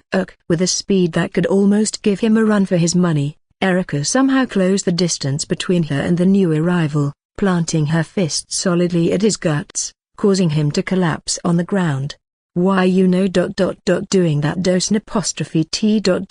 Help with your nickname." The man gasped in between his words, smiling despite the pain. "Shut up, Francis. I could do much worse if you don't behave." Erica sneered as she plopped back beside Cedric. "Ah, I remember him now. He's one of the people I saw back in her house. I'm guessing that he's their teammate," Cedric recalled after looking at the guy's face. "You really don't learn, do you?" Chrissy regarded Francis with an exasperated look. "With how many times that happened to you, one would think that you'd stop and learn your lesson, but no. At this point I'm thinking that you like getting hurt, cause why else would you keep doing this? Hey now, stop kink-shaming me." "You." Erica grimaced at her seat. Ignoring her remarks, Francis stood up and said, "Hey man, I hope you don't mind. I'm our team's resident clown. Please don't take anything I say seriously unless I say so." "Right, my name's Francis." "Nice to meet you, Cedric." "Likewise." He grinned and accepted the handshake. "Ooh, what strong arms you got. You have large fingers too. No wonder you can make these two very happy and satisfied." Francis winked at the girls. "Oh my god, shut the fuck up." Erica snarled. Ha ha ha ha ha. Both Francis and Cedric laughed at this. Erica glared at the former while pouting at the latter. "Why are you even here? Last time I checked, You said you don't like participating in these types of events because it's troublesome. Chrysy asked with a raised brow. Oh, that's simple. I'm here to bless you with my presence. What else? Francis lifted his chin and looked really proud of his declaration. He was met with bland looks and silence though. TCH, Killjoy, he snorted before sitting on the row of chairs beneath them. I'm bored, that's all. Captain suggested I come to watch, so I'm here. Just say you were rejected by your flings and move on. Erica jabbed at him. I did not, Francis exclaimed in a scandalized manner. Did not. You totally did. Admit it. All right. That's enough, you two. Chrysy interjected before the two started killing each other. Me? Rejected? How naive. Francis snorted right before deflating in his seat. They just have other things to do. So you did get rejected. Erica sneered, gloating at his fate. I said I didn't. Kids.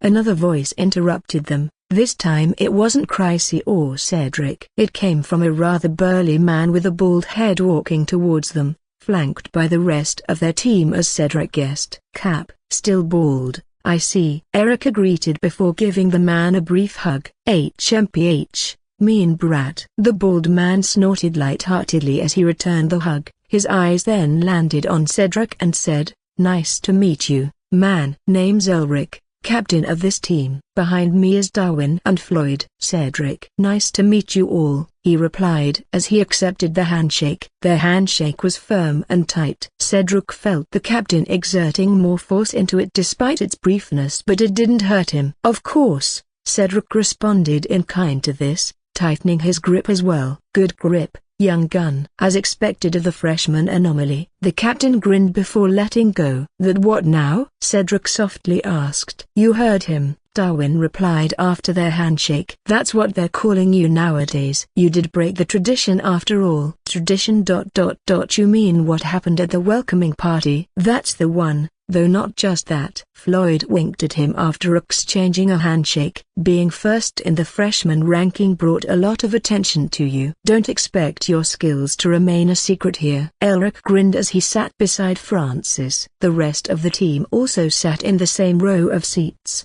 I see. Cedric nodded. Well, it's not like he wasn't expecting this to happen. He knew that he had gained a lot of attention because of his skills and talent. He just didn't bother paying attention to the looks he was receiving. Still ... This team's quite balanced, huh?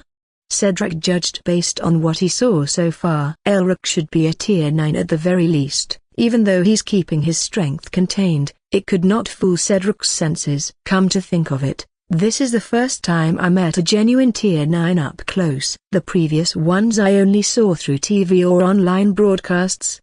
Cedric mused to him. Because of Elric's physique and strength, he should be the front line of this group. He's even more convinced after seeing the numerous scars he's hiding underneath his clothes. Floyd should be one of the ranged damage dealers. It's kind of obvious since he had a bow slung behind him. Darwin should be their mage due to the abundant mana he sensed in him. Francis should be a scout. Despite calling himself the team's clown, Cedric could tell that the guy was subtly paying attention to his surroundings. His legs are also more toned than the rest of his physique. As for Chrysy, she should also be a mage, but one that deals exotic damage. He heard that they call her the Venomous Mistress for some reason. That might have something to do with it, but Cedric's not sure since he never asked for fear of overstepping his boundaries. He's waiting for her to tell him instead. The same goes for Erica. However, they call her the Violent Saint. The violent part, he could somehow understand because of her rather brash personality. As for the saint part, well, she should be the support of the group. The white mage per se. This team is one of the outer world exploration teams, as learned in the past, and he could tell that they've been together for a long time because of their tight-knit relationship. Each person in this team was talented in their own right. And this is just this team alone. This doesn't include the rest of the senior student body. Truly, this academy is the hub of geniuses. The ranking matches of the senior students began, and it started as explosively as it could get. Boom! They didn't hold back at all. Each contender was determined to climb the rankings to receive more resources. The arena was then filled with flashing lights and explosions that could be felt even at the seat of the audience. A lot was going on, so it's a bit hard to choose where to focus. But this is just the start though. The preliminaries, if you will. None from the top 10 of the senior student rankings got up yet, which means that whatever's happening is just to warm up before the real deal. Cedric watched the matches attentively while his seatmates looked bored. It couldn't be helped. After all, they were used to this since it happens monthly. Unlike them though, Cedric was learning by watching. Despite being in a league of his own, Cedric knew that he still had a long way to go. He's merely tier 3 for crying out loud. Sure, he could fight enemies above his tier, but that doesn't apply to everybody. The Starlight Royal Academy is the hub of geniuses all over the continent. Tier-surpassing geniuses were a common sight here. So Cedric wasn't special. This applies more profoundly to senior students. I see, so that's laws, huh? Cedric mused as he watched the current matches. He has seen real flames erupting through sheer will alone. He sensed the difference between his fire and their fire. His fire was good, especially for someone of his tier, but it has nothing against the real intensity and profundity of fire laws. If comparisons were to be made, then his fire would be akin to a candlelight against a real torch. Like he's playing with matchsticks while they're committing arson. There's just no competing with that. Thanks to the Book of Laws, which he now owns thanks to City Lord Raina donating it to him, Cedric had an introduction to them. He already memorized the book's contents from cover to cover, but only now did he really see what they were like. Laws, as he understood it, was the force of nature, the very concept that created the world as they knew it, the fundamental forces that make up the creation itself. It's a profound subject that one could easily get lost in. Getting in touch with it could take ages, especially since luck is also involved in that, and this isn't even mentioning the time it'd take for someone to comprehend a single facet of it. Still, if someone was fortunate enough to comprehend even a fraction of a specific law, their power would truly ascend to a whole new level. And in this world, if you want to reach the heights where the real experts are at, then the might of laws is necessary. Aside from fire laws, he also witnessed water, earth, wood, wind, and etc. He even senses the usage of conceptual laws like fluidity, stillness, mirage, and so on. While Cedric does have an absurd level of comprehension, the subject of laws remains a distant thing to him. Even if he's curious to learn more about it, he can only wait until he reaches a certain threshold before doing so. Still, despite that being the case, he could still understand some nuances of laws, specifically about wielding them. Tiers don't determine control of laws. It's about fortune and comprehension. Fortune in the sense of gaining more enlightenment about a specific law. Comprehension is self-explanatory. Because of this, it is quite possible for someone who's technically weaker to defeat someone stronger. Again, a higher tier doesn't necessarily mean better control, comprehension of laws. With his exposure to laws, his mind adapted to it, committing the feeling into memory and later into his subconsciousness. This meant that now, Cedric would start sensing the usage of laws within his field of senses. As he honed this particular skill, it might even reach a point where he could come in contact with laws in the future, which will help immensely when the time comes that he's ready for it. Taking a deep breath, Cedric closed his eyes briefly as he felt his senses adjusting to this new sensation. It didn't take long, nor was it painful. More importantly, it'll be a work in progress. Something like this wouldn't happen overnight. It will happen naturally though, and he didn't have to focus on it, which was nice on its own. His musings were interrupted when he noticed Floyd getting up from his seat and making his way toward the arena. Oh, so he's up next? Cedric assumed inwardly. Finally, damn. Francis swore as he adjusted his posture. The boring matches are done. It's time for the main course. Floyd should be high up in the rankings then, if he said that. Cedric guessed. It would seem that he's right. Unlike the previous setting where multiple matches were happening at the same time, when Floyd and his foe got up the stage, there were only the two of them. A sign that this was a special match. Cedric hummed and raised a brow. Once they were there, Cedric sensed a sudden shift within the arena. It was brief and swift. He almost missed it, and he would had he not been paying attention. That's a lot of arrays. Had I remained ignorant I would have thought that they were trying to seal those two forever in that place. Cedric muttered softly. Cedric sensed, at least, 50 array formations scattered across the arena, and each one of those had at least millions of symbols in them. Hence his comment. Good catch. Francis apparently heard him and praised him. You aren't wrong though. Technically at least. It's more for containment rather than sealing to be exact. A match with no holds barred could get ... hectic and explosive. Erica added, for safety's sake, those arrays are there to contain the clash between them. Yeah, that's what I thought too. Cedric agreed. With that out of the way, the countdown started. The atmosphere became tense and the crowd was silenced. Floyd held his bow as his eyes sharpened with focus. His opponent summoned his weapon, a pair of knuckle dusters. When the countdown ended, Floyd's opponent promptly disappeared from his previous location. Fast!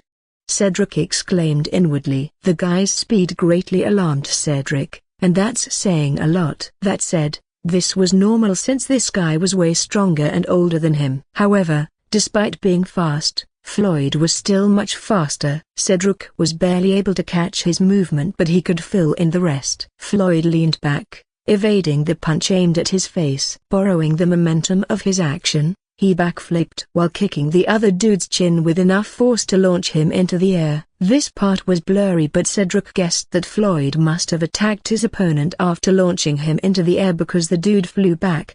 He then saw 3 projectiles pinning the other dude into the formation surrounding the arena. This is the part where they slowed down, allowing Cedric's senses to catch up. Then, he saw Floyd with an arrow ready and aimed at his opponent's head while the latter was struggling to get out of his predicament. It only took a couple of seconds of struggling before the dude sighed and admitted defeat. Floyd sighed and retracted his arrow. He then snapped his fingers and the arrows pinning his foe disappeared. The formation was released and Floyd made his way back to their aisle. A minute ... That's the duration of the entire match. A single fucking minute.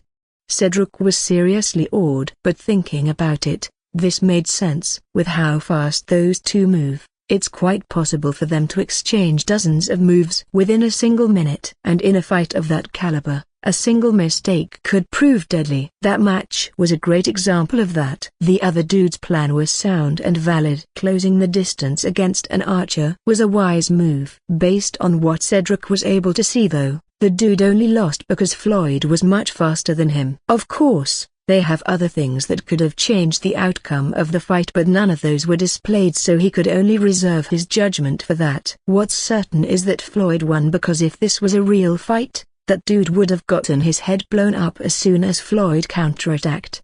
But still ... damn. Cedric swore in amazement inwardly. That fight might have been brief but it gave him a solid impression of what a real fight between experts is like. He could barely follow their movements. Heck, at some point, Floyd moved faster than he could even react. Which was normal of course. Again, Cedric's just a tier 3 superhuman. He's abnormal. Yes, but still a tier 3. It would be extremely absurd if he was able to follow their movements closely. Nice job, man. Darwin. Good work. Captain Elric. You were so handsome just now. Blow me. Francis, who received a smack from Floyd. As Floyd returned to his seat, Cedric couldn't help but take a deep breath. Witnessing a fight of this caliber made him realize how much growing he still needs to do. He wasn't intimidated though. If anything, this just motivates him even more. After all, he's a monster compared to these geniuses. Darwin's match happened after Floyd's and it ended just as quickly. His opponent was a mage just like him. Darwin baited her by casting a fake spell, causing his foe to cast a spell to interrupt him but since it was fake, Darwin used the chance to hit her with a mana-enhanced kick which didn't count as a spell. His foe was dazed after the hit, and that's when Darwin used the spell, Thorned Vines, to bind her and make her yield with at least 5 magic missiles aimed at her head. Just like Cedric, Floyd, and Darwin were just here to defend their position. They were challenged and won, allowing them to do just that. That's why their battles were swift. Still, that doesn't mean that they weren't skilled. If anything, This displays their experience in stuff like this. I'm up next, Cedric heard Erica say beside him. Oh, good luck then, he said, patting her head a bit. He of course saw the way how he subtly preened his words but decided to not comment on it. With that, Erica made her way towards the stage to face her challenger. At the other side of the arena, he saw her challenger. It was a guy that's not even bothering to hide his hate-filled stare towards him. If looks could kill, I'd probably be dead already with how much that guy glares at me. What's his deal anyway? Cedric asked Chrissy beside him. Him? Ha ha ha ha. Chrissy laughed merrily at his plight. His name's Sergio, Erica's longtime suitor. Absolutely smitten at me since day one and a constant source of nuisance. Erica's words, not mine. I don't pity her though. So that's why. Cedric smiled wryly. Yep. He's been trying to get her attention for years yet failed, only for you to appear out of nowhere. He probably hates you the most right now. Chrissy continued. Cedric could only really smile wryly at that. Well, what can he say? Sucks to suck. It wasn't his fault that he couldn't score a girl. As the contenders met at the stage, they exchanged glances. Erica looked so done while the other guy was both appalled and angry with her blatant apathy. How could you, Erica? Wasn't I enough? Have I not given you my everything? How can you do this to me? The guy gnashed his teeth in anger and frustration. You stop that. It's gross. Erica grimaced. You should really see a doctor. Your delusions have become dangerous. Oh, the guy could hear his heart shattering at her words. So crass, direct, and painful. She didn't hold back at all. The majority of their audience couldn't hear their conversation, but a handful of them knew how to read lips. Of course, this includes Erica's team and Cedric himself. Ha ha ha ha ha. Our little saint is still as vicious as ever. Francis guffawed at his seat. The rest had varying expressions, but it's generally good. That said, Erica ran out of pity for him a long time ago. She has already been kind to him during the first few times he tried forcing his delusions on her. She kindly rejected him, but the dude just won't stop. At this point, she's so tired of him already, and because he constantly chases after her, being a constant nuisance in her life, she doesn't feel any kind of pity towards this guy. Not anymore. But don't you see it? That guy ... He's a bad influence on you. He's a playboy. He didn't just seduce you and corrupt you. He also extended his grimy paws towards Christina. Wake up, my love. He's not the right man for you. I am. Cue in puking sounds. ... Whelp. There goes my lunch, I guess. Erica sighed, wiping the corners of her mouth. She then blandly looked at her foe and said, "Look what you did." Shit. I should really find someone to stitch that mouth of yours. That way you can swallow all the bullshit that could come out of it. That's a bit. Cedric laughed helplessly at the way Erica reacted to Sergio's words. Ooh, now he did it. Chrissy said in a sing-song tone. He's about to receive a soul-shattering verbal beatdown from our resident violent saint, and trust me, he is not ready for it. ... It's been a while since I saw that. This will be good. Francis chuckled as he leaned closer. Sergio grits his teeth at her blatant disgust and dismissal of his feelings. Unfortunately for him, she wasn't done yet. And please, me, a saint, being corrupted? Chrissy as well? You speak as if you don't know us at all. Cedric might be an abnormal guy, but he's only tier 3. What corruption do you think he could do to us? It's the other way around actually. Erica sneered. We corrupted him. Yeah, that sounds about right. My man. Cedric looked too innocent, so it could only be ick. Francis couldn't finish whatever he was about to say since Chrissy kicked his seat and glared at him. Yes, I'll shut up now. Francis pouted. Sergio's eyes bulged in shock. Yes, you heard it right. Well, technically we didn't do that, but semantics. Simply put, Chrissy and I seduced him. Not the other way around. We're both too pretty to be denied, so he caved in and we've been happy since. Sergio looked as if his soul just left his body. He paled and shook his head, desperately trying to erase her words from her memory but couldn't. And still, even after all this, Erica was still not yet done. What can I say? He's cooler and more handsome than you or any of my suitors so far. More importantly, he's a gentleman. He knows how to treat a lady, respects my space, doesn't force me to do anything I don't like, and genuinely cares about me, not just because I have big tits. He's so much better than all of you combined. Heart-shattering sounds. Oh, ooh, that poor thing. Floyd winced. I can hear his heart breaking from all the way here. Darwin added. Well, he was asking for it. Francis blandly commented. Amen. That little shit's obnoxious anyway. Elric nodded sagely in agreement. Meanwhile, Cedric felt flustered but he expertly hid it. Chrissy giggled at his side. No, I don't believe it. I don't care. Erica sneered. I never cared about you or what you think. Believe whatever you want to believe. Sergio was hyperventilating at this point. What else? Aha. Yeah, he's also very rich and generous. He's a homeowner, has a car, and pampers the both of us a lot. I'm actually tempted to call him Sugar Daddy. Sadly, he doesn't like it. He's also very smart and very strong. I mean, he perfected the written exams and was ranked first amongst the freshmen. A true rookie prodigy. His status is something that someone like you could only ever dream about. Cue in blood coughing sounds. Damn. She's not holding back. Darwin was shocked. Ha. This is gold. Man, if this happens at every ranking matches, I would honestly prefer being rejected by my girls. Francis commented. So you did get rejected. Chrissy quipped. Shoot! Exclamation mark. Stop this. This. This isn't you. Oh? Stop, you say? Uttering that word means that you understand what it means. But Huh? That's strange. Why is it then when I'm the one who tells you that you don't do it? Eh? That's weird. We both mean the same thing and I'm pretty sure I told you to stop hundreds of times already. But did you do it? No, right? And somehow you're expecting me to listen to you because you said it? That's a bit unfair. No, you know that this isn't helping your case, right? It just proves that I'm right so far. That Cedric is far better than you could ever be. Knowing that, why would I ever waste my time on you? Erica scoffed. Preach it, babe. Chrissy squealed right next to Cedric, who's really red right now because of Erica's indirect compliments. Shit, am I into this? Twitch.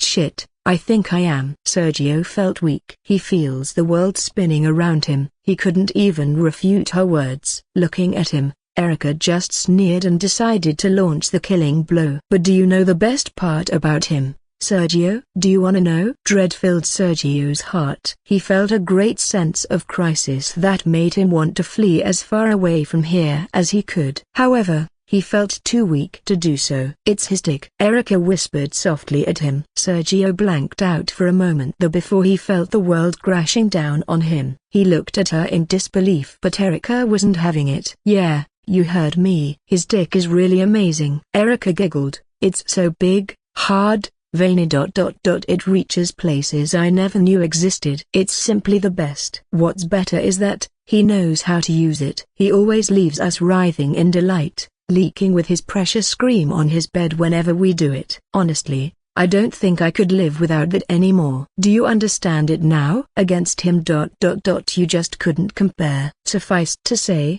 that ended the match right then and there. Seeing her opponent faint stunned the audience. They didn't understand what happened. All they saw was Erica saying a couple of sentences to him and then suddenly, he fainted, ending their match in a rather disappointing manner.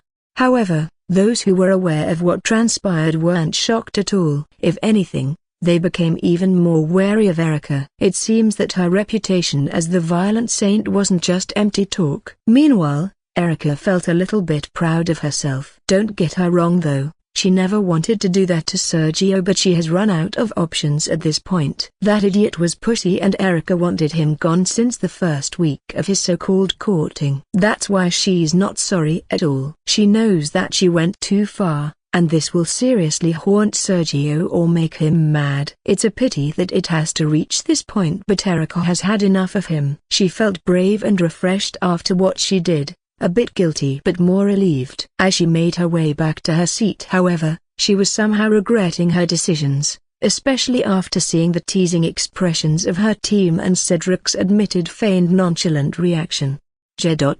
Maybe I should have just beaten Sergio Black and Blue. They'll never let me stop teasing me about this shit. Erica's scowl just added fuel to the fire it seems. Yes, Mama. Look at you, showing that man his place. Oh, I'm so proud. Chrissy swooned as she returned to her seat. As expected of the violent Bitconoch, Erica would never allow Francis to finish those words. The rest of HEAP teammates just gave her a teasing glance. And Cedric, well, that was hot. Erica immediately gets flustered with that blatant admittance. She wanted to melt in her seat because of his heated yet subdued side glance. Didn't know that mouth could do that. Damn, Cedric whispered to her. That gives me a lot of ideas. Erica couldn't endure his teasing, so he pinched his thigh, but Cedric just laughed it off. Get a room, you two, Francis chimed in, snorting as he said this. Not yet, I hope. Chrissy suddenly interjected, causing the two to look at her. What? You two are leaving out of this? Come on.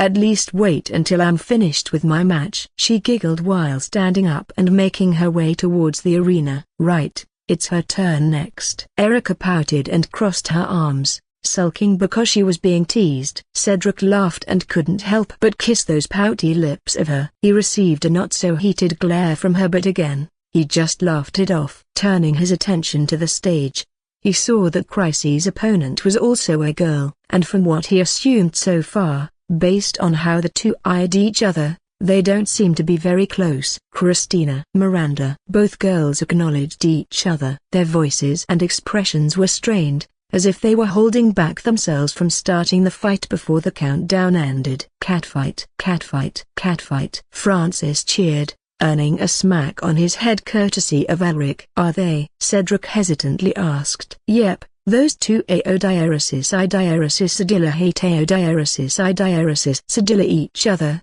Erica replied, somehow understanding what he wanted to ask. Can I get a crash course on their history, or is that something private? Not private. Erica shook her head. Their rivals, yeah, that sounds about right. They have known each other since childhood and have been competing ever since. Chrissy said that she couldn't remember who started it, and at this point, it no longer matters. They've grown used to this since they've been at it for so long. That said, despite what it looks like, it's not that bad. Since they're keeping each other at their toes, they consistently spur the other to grow stronger, so that in their next match, they'd win. Cedric nodded at that and left it there. Erica doesn't seem like she's going to add more to that story, and it's fine. It's none of his business anyway. As soon as the countdown ended, the girls immediately made a move. Chrissy's skin turned to a deep shade of purple, her eyes glowed with a ghastly green radiance, and her silhouette turned similar to that of a wraith. Cedric was alarmed. Even from where he was, he could sense the sheer potency of poison she was releasing, and thanks to his medical knowledge, he's able to discern at least several types of poison on her, but not every single one. Purple wimp poison, serpent's kiss, black lotus extract, nightshade's essence, deathcap's spores, basilisk's bane oil, dragonfire resin, and at least 10 more poisons that I'm not aware of.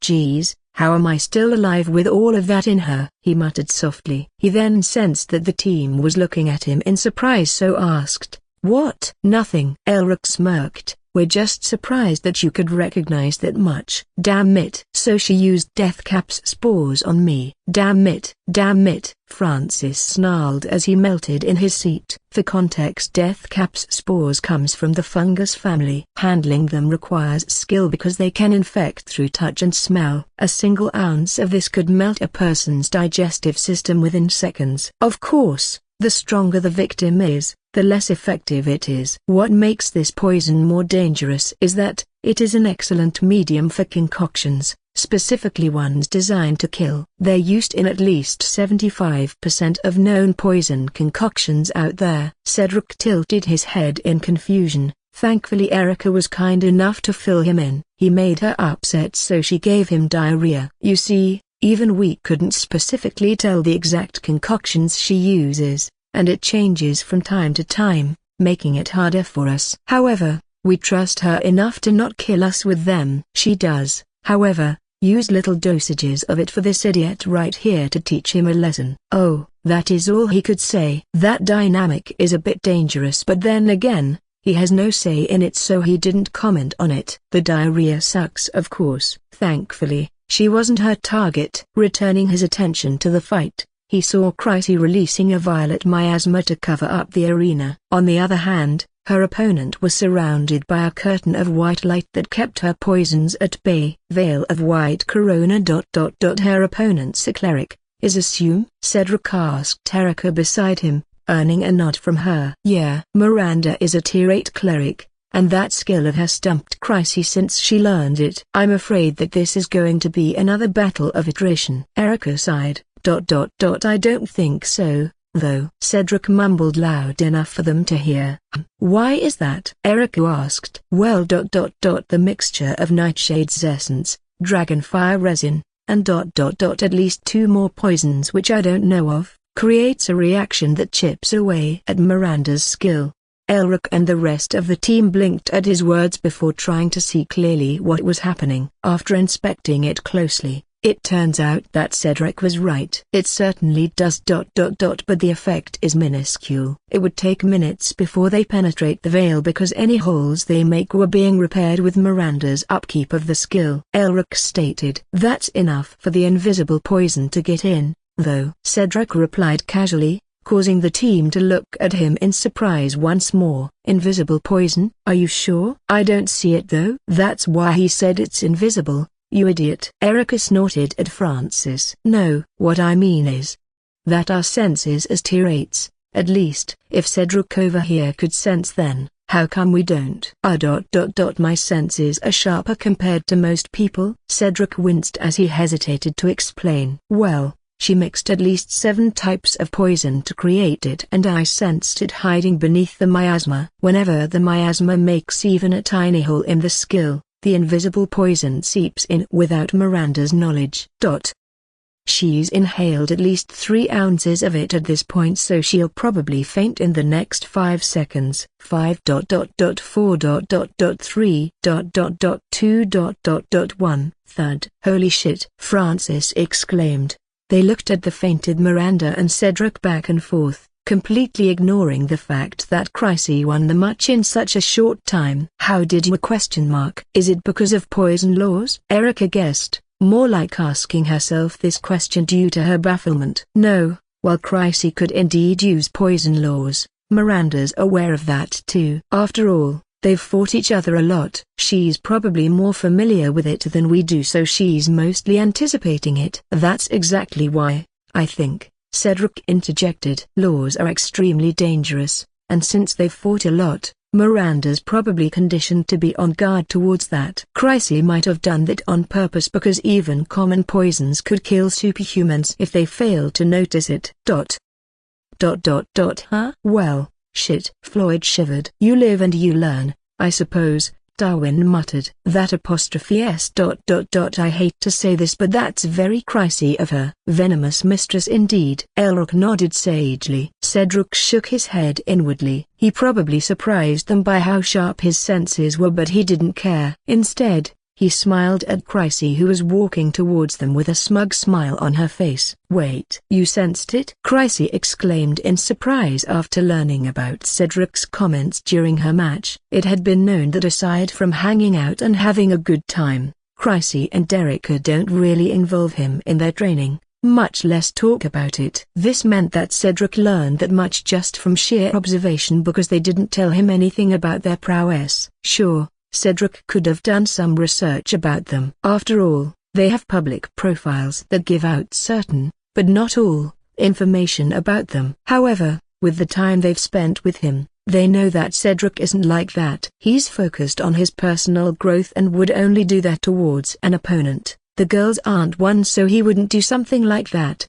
Which essentially meant that Cedric really did discern all of this just by observing the match. I could have sworn that the concoction was invisible to the senses. Even I have to be careful of handling it. Turns out that it wasn't. Crisey pouted. It actually was, you know. Francis interjected. Hell, if he didn't point it out, we would never know. And that's saying a lot since our tier level's fairly even and he's just tier 3.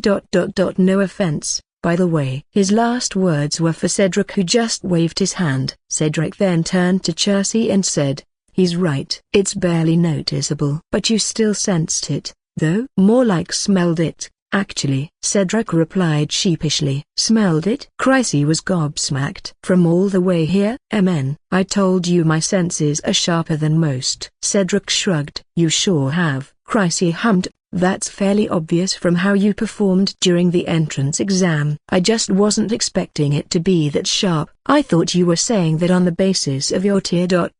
like your senses are sharper than most tier 3s out there. That's how I understood it." "I didn't expect that you were actually referring to people in general, regardless of tiers." Cedric just smiled and refused to comment. Inwardly, he thought that this wasn't really a place to discuss this because he wanted to keep low-profiled. That's why he isn't saying anything. Chryse may or may not have sensed this, but she did change the subject. "What did it smell like then?" "My concoction, I mean." "Sharp mint," he said, scrunching his nose a bit. "Like, really sharp mint, the kind that hurts your nose?" Chryse blinked upon hearing his words. Thoughts flashed into her mind, more specifically about the formula she used for her concoction. She was trying to think of the possible reasons why he would smell something like that when there wasn't any ingredient that smelled even remotely close to mint. "Don't stress your pretty head over it. It's not a big deal right now." Cedric snapped her out of her thoughts. "Like we said, the poison's already invisible to the senses." "I'm different, so I don't count." Chryse snorted at that and said,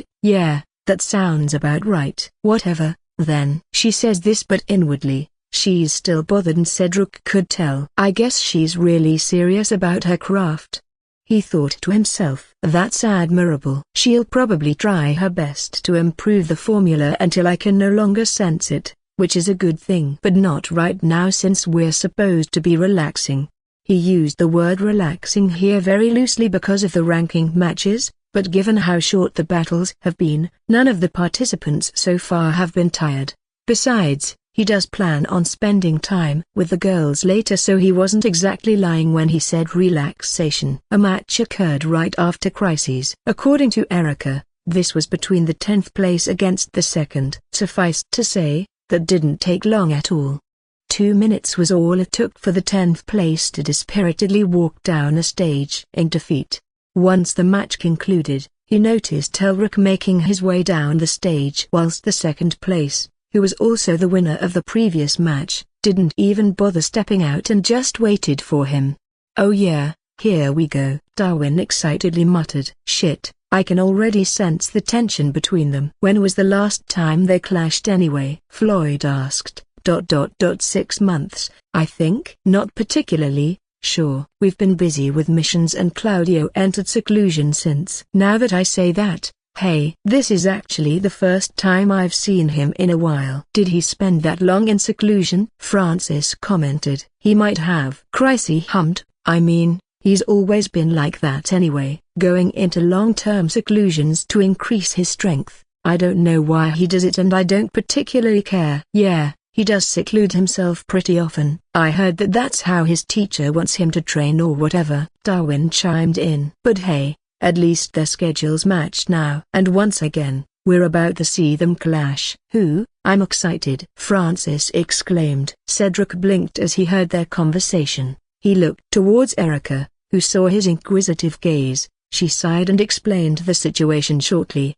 "You see, Captain Elric and that guy, Claudio Skylark, are also rivals like Chryse and Miranda," she stated. "They're both tier 9s and have been competing for the top spot since we were freshmen. In addition, just like us, Claudio is also the leader of an OET, and in extension, he brings his members into this rivalry. Hell, even their teachers are rivals as well. They fight as if they want to kill each other every time. That's why the boys are looking forward to it." Erica rolled her eyes at this. Chryse, who's been listening to this, leaned in and whispered to him. "You know, I actually think that this their way of showing their love for each other, like a courting of some sorts," she said, causing Cedric's eyebrow to raise. "You see, Claudio's socially inept. He was raised by extreme traditionalists from what I heard, you know. The toxic patriarchy shit. That one I heard fought his way to adulthood and had no time to develop social skills. It's only when he's about to get enrolled here that he learned some.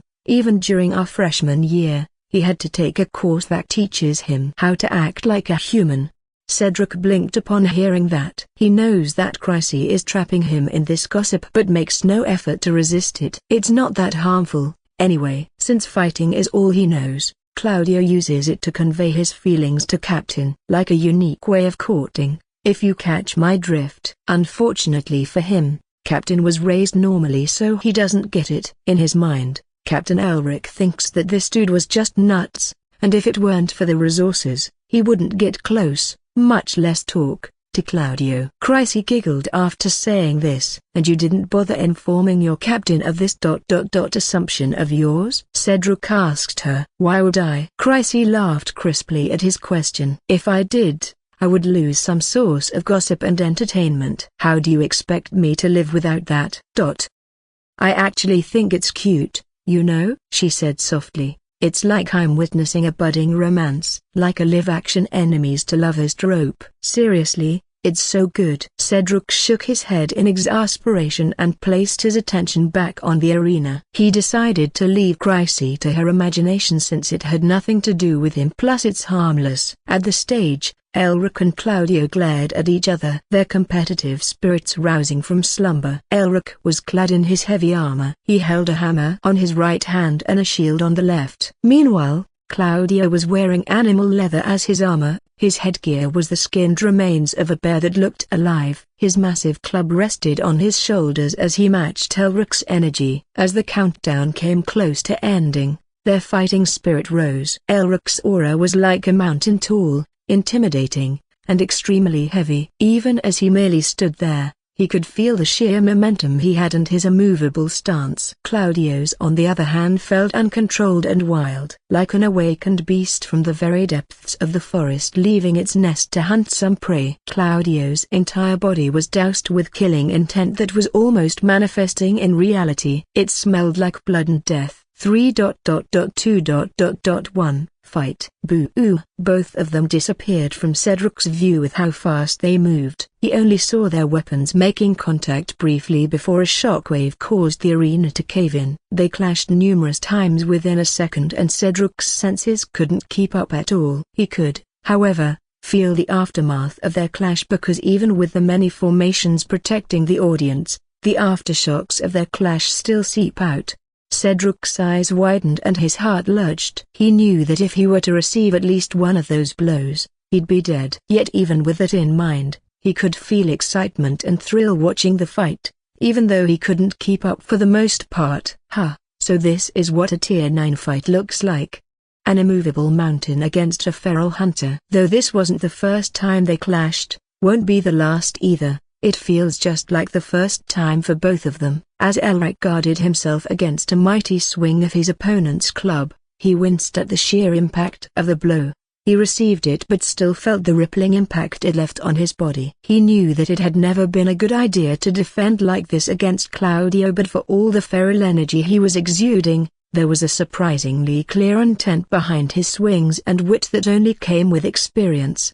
It's not that he wanted to do this, it's just that he's forced to. That said, even though Elric could feel the impact of the blow to his body, he merely shrugged it off. As the frontline defense of his team, he had experienced far worse than this and lived through it, so this was nothing to him. With a grunt, he pushed the club away. He twisted his body, gathering momentum to swing his hammer. Air screamed at his action. The sheer weight behind the blow was extremely obvious. Claudio sensed this and thought of evading, but his instincts told him that he was already too late. Instead, he clenched his arm and covered the spot that Elric targeted, which was his ribs. Crack! The feral hunter's eyes dilated a bit after receiving that blow. He flew back due to the sheer impact, coughing out blood as he did so. However, that wasn't enough to take him out of commission. Fucking Baldy ...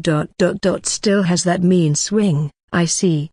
He cursed as he stood up. He felt it difficult to breathe at first because of his rib injury. He's pretty sure a few of them cracked and one punctured his organs. Normally, this would have taken someone out completely, but not him. Claudio snarled as his passive healing kicked in. Bestial vitality is what it's called. It healed the injury he received, but it goddamned hurts still. That said, he's no stranger to pain. He'd even say that it's a close friend, so he could endure this. This exchange only took a fraction of a second before the two of them were back at it again. The ground beneath them shattered due to the sheer immensity of their strength. The entire arena rocked dangerously, giving out the impression that it would be destroyed due to their clash. Neither participant seemed to care, though. Their fight was too fast for a regular person, by the Academy's standards, to see. In these people's eyes, they were mere blurs of shadows. The only real evidence they have that there is a fight going on is due to the venue and the aftermath of each clash they do. It makes sense because the ones fighting aren't just some random people. They were the first and second ranked amongst the entire senior student body. They are absolute geniuses amongst thousands of students who are also deemed geniuses in their own right. They're the true kings of their batch. The next pillars of humanity. They receive tutelage and resources from nothing but the best. In light of that, it's understandable that they should be able to do this much. Boom. An explosion occurred. Hammer versus a giant club. Each weapon vied for supremacy in their clash. If you were to look closely, the weapons aren't even really touching, yet sparks of electricity fly as they clash. Both participants wore hardened expressions. They glared at each other like they were facing the guy who murdered their entire family. The formation around the arena creaked dangerously as they struggled as if it was going to cave in anytime soon. Suddenly, a pure, unadulterated intent to kill exploded from the depths of Claudio's body, seemingly setting him ablaze with a deep crimson flame. His pupils turned red and his ferocity sharply increased. His aura washed the entire arena, leaking bits of it out, allowing the audience to feel the sheer killing intent he was exuding. Those who had particularly sharp senses suffered the most from this exposure. They blanched, feeling as if they were suddenly plunged into a pool of dry ice. They felt overwhelming dread that drowned their reason and deeply affected their will, causing them to feel weak and scared. His aura feels even more dangerous than the last time. Francis mumbled softly, but due to the quietness of the audience, he might as well said that out loud. Cedric, due to him having superior senses than most, had it worse. His mouth felt dry and he felt the threat of death pointing the tip of its scythe at his throat. Surprisingly, something deep within him roared in defiance. The sigil that represents aspect of the sun etched in his soul, seemingly stirred from its slumber and sneezed at the source of his discomfort, allowing him to regain clarity. He felt the terrible sensation receding like a tide due to its movement, something that he wasn't expecting at all. "That's possible?"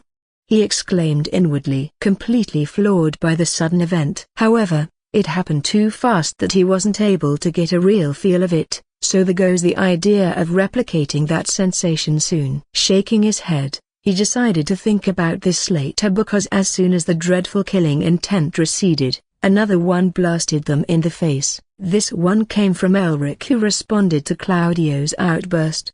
Heavy. That's the simplest way to describe it, but make it extreme. Like the weight of the world was suddenly dropped on his shoulders. It felt stifling, even his breath was being suppressed. Somehow, it didn't feel as bad as the previous one. That doesn't mean that he thinks Elric's outburst was weaker than Claudio's. Gods, no. This must have something to do with the movement of the sigil earlier having a lasting effect. There it is.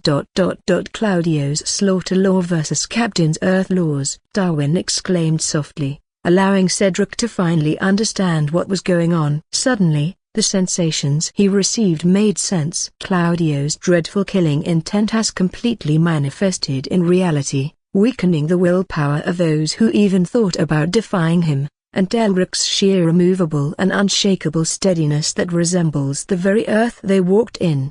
This was the manifestation of their law comprehension being used in their battle. There's just no comparing these to the ones he felt earlier. Theirs made the previous ones look like child's play due to their sheer might and effect. While Cedric still doesn't understand what exactly those laws do for those two, it is obvious that their clash went to an entirely different level once they appeared. What's obvious to Cedric at the very least, since he truly couldn't follow the fight even as focused, is that Claudio seemingly lost it while Elric somehow resembles a mountain.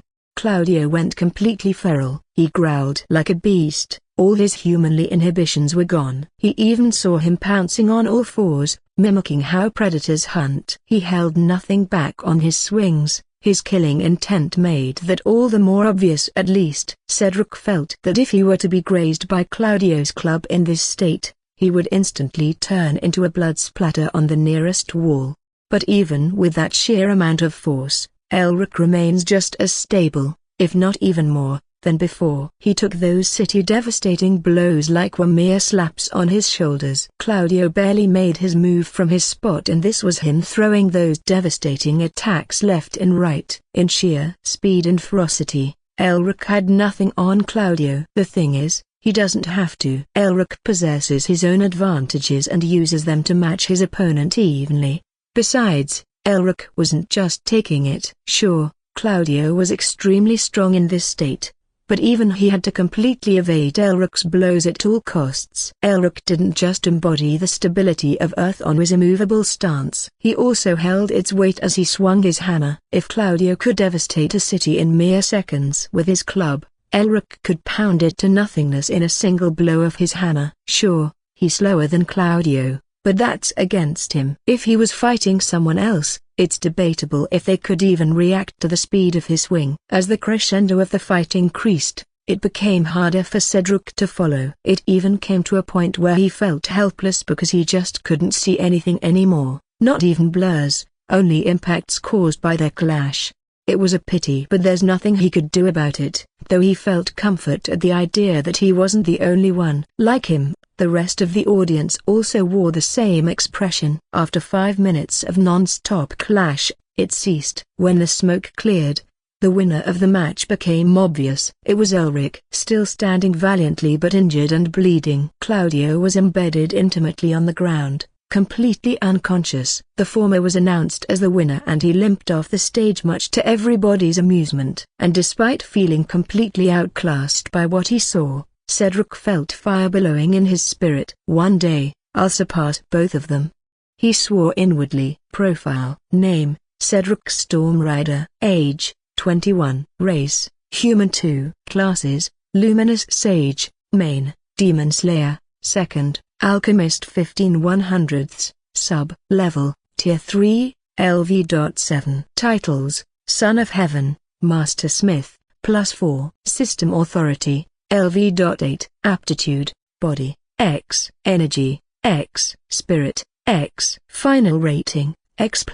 Skills: Actives, Sword Intent LV.90, Kickboxing, M. Iron Skin, M. Multi-Stab, M. Air Hop, M. Focus, M. Light Speed LV.75, Dispel, M. Passives: Elementary Sage Physique, U. Sage's Perception, U. Education LV.115, Demon Law, M. Slayer's Mark LV.20, Sage Arts LV.75, Marksmanship, M. Subclass Skills: Focus, M. Decode, M. Symbol Mastery, M. Crafting, M. Metallurgy, M. Smith's Blessing, M. Repair, M. Essence Distillation LV.5, Vitality Infusion LV.5. Mandatory Task: Hell Dive, survive the endless undead horde for 5 hours twice. Rewards: -100% demon soul gain, clearance streak +1. Punishment for failure, failure streak +1.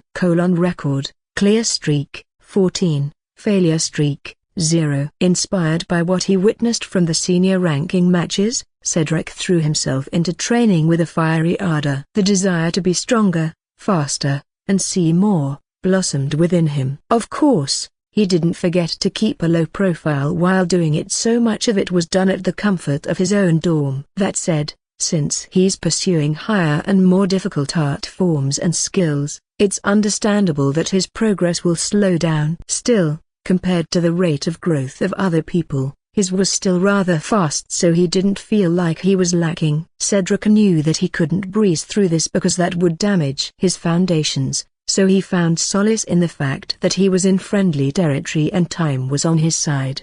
On another note, he's tier 3 LV.7 now. Only 2 more level ups and a test, then he'll step to tier 4. Tier 4 is where he will become something more than a human ... as if he already wasn't. In this stage, his entire being will sublimate, transforming into a more advanced life form. Of course, this brings a whole new world of possibilities, but with this transformation comes a rather large boost in his longevity. At tier 3, at most one could live for about 300 years. Tier 4, on the other hand, extends that up to 500 years. That's a whole 200 years worth of longevity, and with how progressive humans are, that's long enough to witness the rise and decline of kingdoms. Of course, it couldn't be compared to the demon race's longevity since those monsters could live for eons, but still, it's already impressive enough. That being said, Cedric wasn't really hyped about the boost in longevity. He's just 22 and with his talent, he would go farther than this, so he of course wouldn't feel satisfied with just that. Yes, knowing that he could live for that long sounds comforting, but he knows he's going to risk his life at one point or another. Extended longevity doesn't mean true immortality. Tier 4s could still be killed, even tier 9s aren't immune from death. Aside from his anticipation of reaching tier 4 soon, he's also anticipating his breakthrough with the White Lotus core technique. Currently, he's at the solid core stage, and he has been accumulating ki, purifying it to its utmost degree and compressing it to his core. It is nearly at its saturation, meaning that he's close to reaching the glazed core state. If things go well, then he could have double breakthroughs, one for his tier advancement and the other for this technique. Once he succeeds in both of these, his strength will once again gain a terrifying increase, making him even more of an anomaly than before. He doubted that he'd reach the Sword Heart stage by then, given how much his progress in this area slowed down, and he was not really inclined to delay his breakthrough to wait for it, so he decided to just let it be. His A Sage Arts also barely progressed because he's nearly at the end. As for the 8 Light Speeder skill, yeah, that's gonna have to wait until he made it to tier 4 before progressing again. His body could barely handle the top speed this skill could give him, so it makes sense why it won't progress. Even his superior adaptability won't save him from the backlash this skill would cause if he pushed himself too far. That's why he could only wait until he makes another breakthrough before thinking about practicing this skill again. In terms of his studies, Cedric already learned everything his teachers could teach him for smithing, elements 101, etiquette, and field command. He's only attending the class out of sheer formality at this point. If it weren't for the fact that he wanted to keep a low profile, he might have already applied for an early completion of these subjects to focus more on his training. He could still do it, by the way, but not now. He'll wait for a month or two,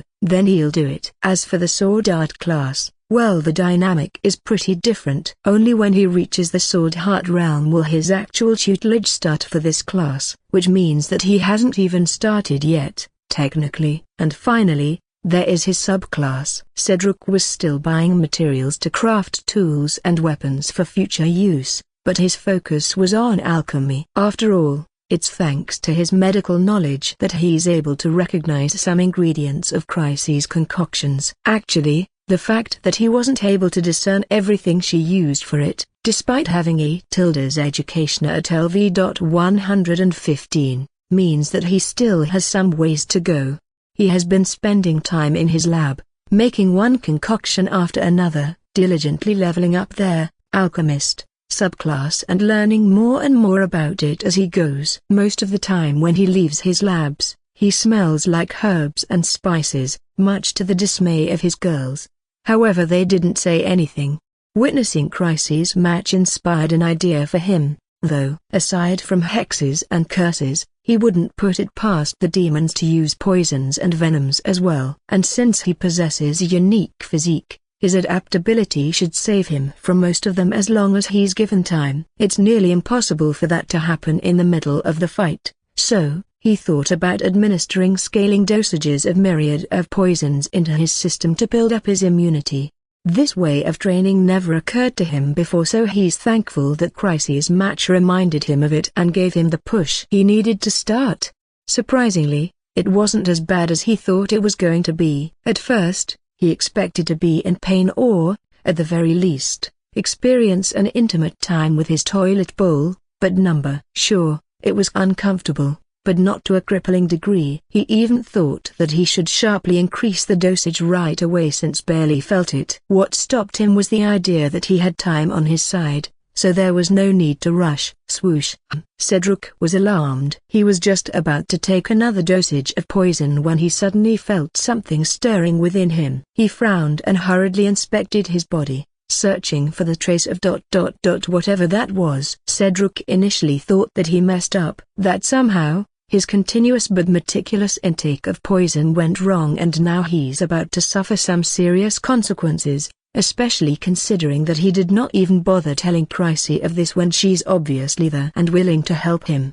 To his surprise though, that wasn't the case, which made him feel a bit relieved but still wary. If it is not that, then what?